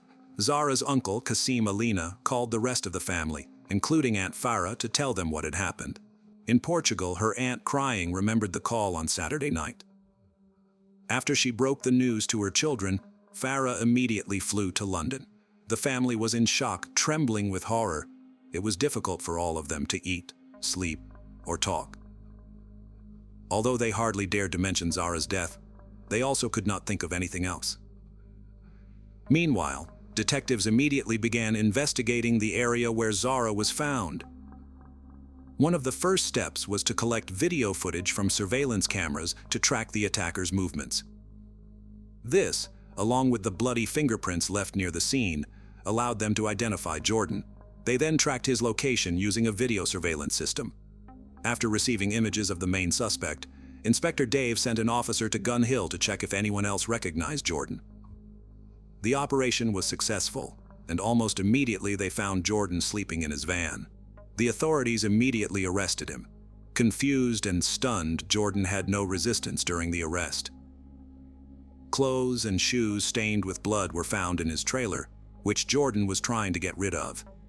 Despite many hours of interrogation, Jordan remained silent, refusing to reveal his name or give details of his life. At the same time, new video footage continued to appear, allowing police to reconstruct the chronology of events. The crime led parole officer Justin Russell to highlight a number of errors in the treatment of Jordan. It was noted that Jordan had been a criminal since the age of 16, both in and out of prison, which made him a high-risk criminal. He had been a high-risk criminal since the age of 16, but it turned out that he had not been treated appropriately. They should have taken more urgent measures to return him to prison after he missed scheduled supervision appointments upon release from detention, but they didn't do it. On Wednesday, June 29th, through a press release read by the police, Zara's family expressed how shocking the last few days have been. Logically, for them, it was an irreparable loss. Nevertheless, they stressed that the warmth and kindness shown by people were valuable to them and served as evidence of the strength of their beloved Zara's spirit. The family had a lot to do, and they needed to find strength. Aunt Farah communicated with the media and met with the police. Despite the shock and grief, her family, especially her aunt, taking into account her own experience in this field, knew that it was necessary to control the situation and protect Zara from accusations from certain media. On July 1st, 2022, a preliminary hearing was held in the Jordan case, and on September 30th of the same year, a date was set for a hearing to prepare testimony in the trial. However, on the day of the scheduled trial, Jordan did not show up due to a positive test for COVID-19, and the hearing had to be postponed. On Saturday, July 2nd, a memorial service was held in memory of Zara, organized by her family, which took place on the way to her home, symbolizing the last journey that never ended. At this service, many of those present were dressed in white, symbolizing a silent walk. The event was attended by a coalition of more than 120 organizations specializing in supporting women, expressing solidarity in the fight against violence. It was one of the many groups that worked with Zara Alina's family. As they stated in the media, they demanded justice and taking responsibility. Additionally, they asked to focus on what they considered a priority and key issue, to resist violence from men and to stop the acts of violators. At a preliminary hearing before the investigation at the East London court in Walthamstow, crime scene investigator Nadia Persat said she believes there is reason that local police officers could and should have taken more action to find Jordan before his attack on Zara. Consequently, she expressed the opinion that juries should resolve this issue. In addition, this investigation should have included the actions of the staff of corrections facilities for probationers. According to Nadia, this process was supposed to last a month. On November 16, 2022, Jordan also did not appear at the hearing despite being told that this was mandatory. Thus, the meeting was organized via video call. This time, he pleaded guilty. Prosecutor Oliver Glasgow then described him as extremely unfit candidate for bail. This opinion was also supported by Judge Chima Grove. As for the verdict, the judge postponed it until December 14th of the same year. Approaching this date, Jordan again refused to appear in court. But even this did not prevent Jordan from being sentenced to life in prison with a minimum sentence of 33 years in prison for the murder of Zara Alina. The accused and his representatives filed an appeal, and the sentence was reduced to 33 years in prison. The judge stated that the fact that Zara was unconscious, did not feel anything, and did not suffer, reduced his sentence. Just 4 months later, it became known that Jordan had an intimate relationship with a woman who worked at the Belmar Correctional Service in South London, but was not a direct employee of the prison services. The Metropolitan Police later announced that a 32-year-old woman, whose identity was not disclosed, had been arrested and was under investigation on suspicion of misconduct in a public office. As for Zara Alina's family, everyone remembers Zara with love and pride. They still miss her. For her part, Aunt Farah continues to speak out against violence against women and girls. In March 2023, she joined a march organized by various groups seeking to draw attention to the issue and raise awareness. The protesters marched through the commercial district of West London to Trafalgar Square. Among various slogans, they stated that the lack of action against male violence is equal to abuse by the state. The tragic loss of Zara Alina has only added dark shades to this bloody picture of violence that consumes the hearts and minds of those who seek to change the world.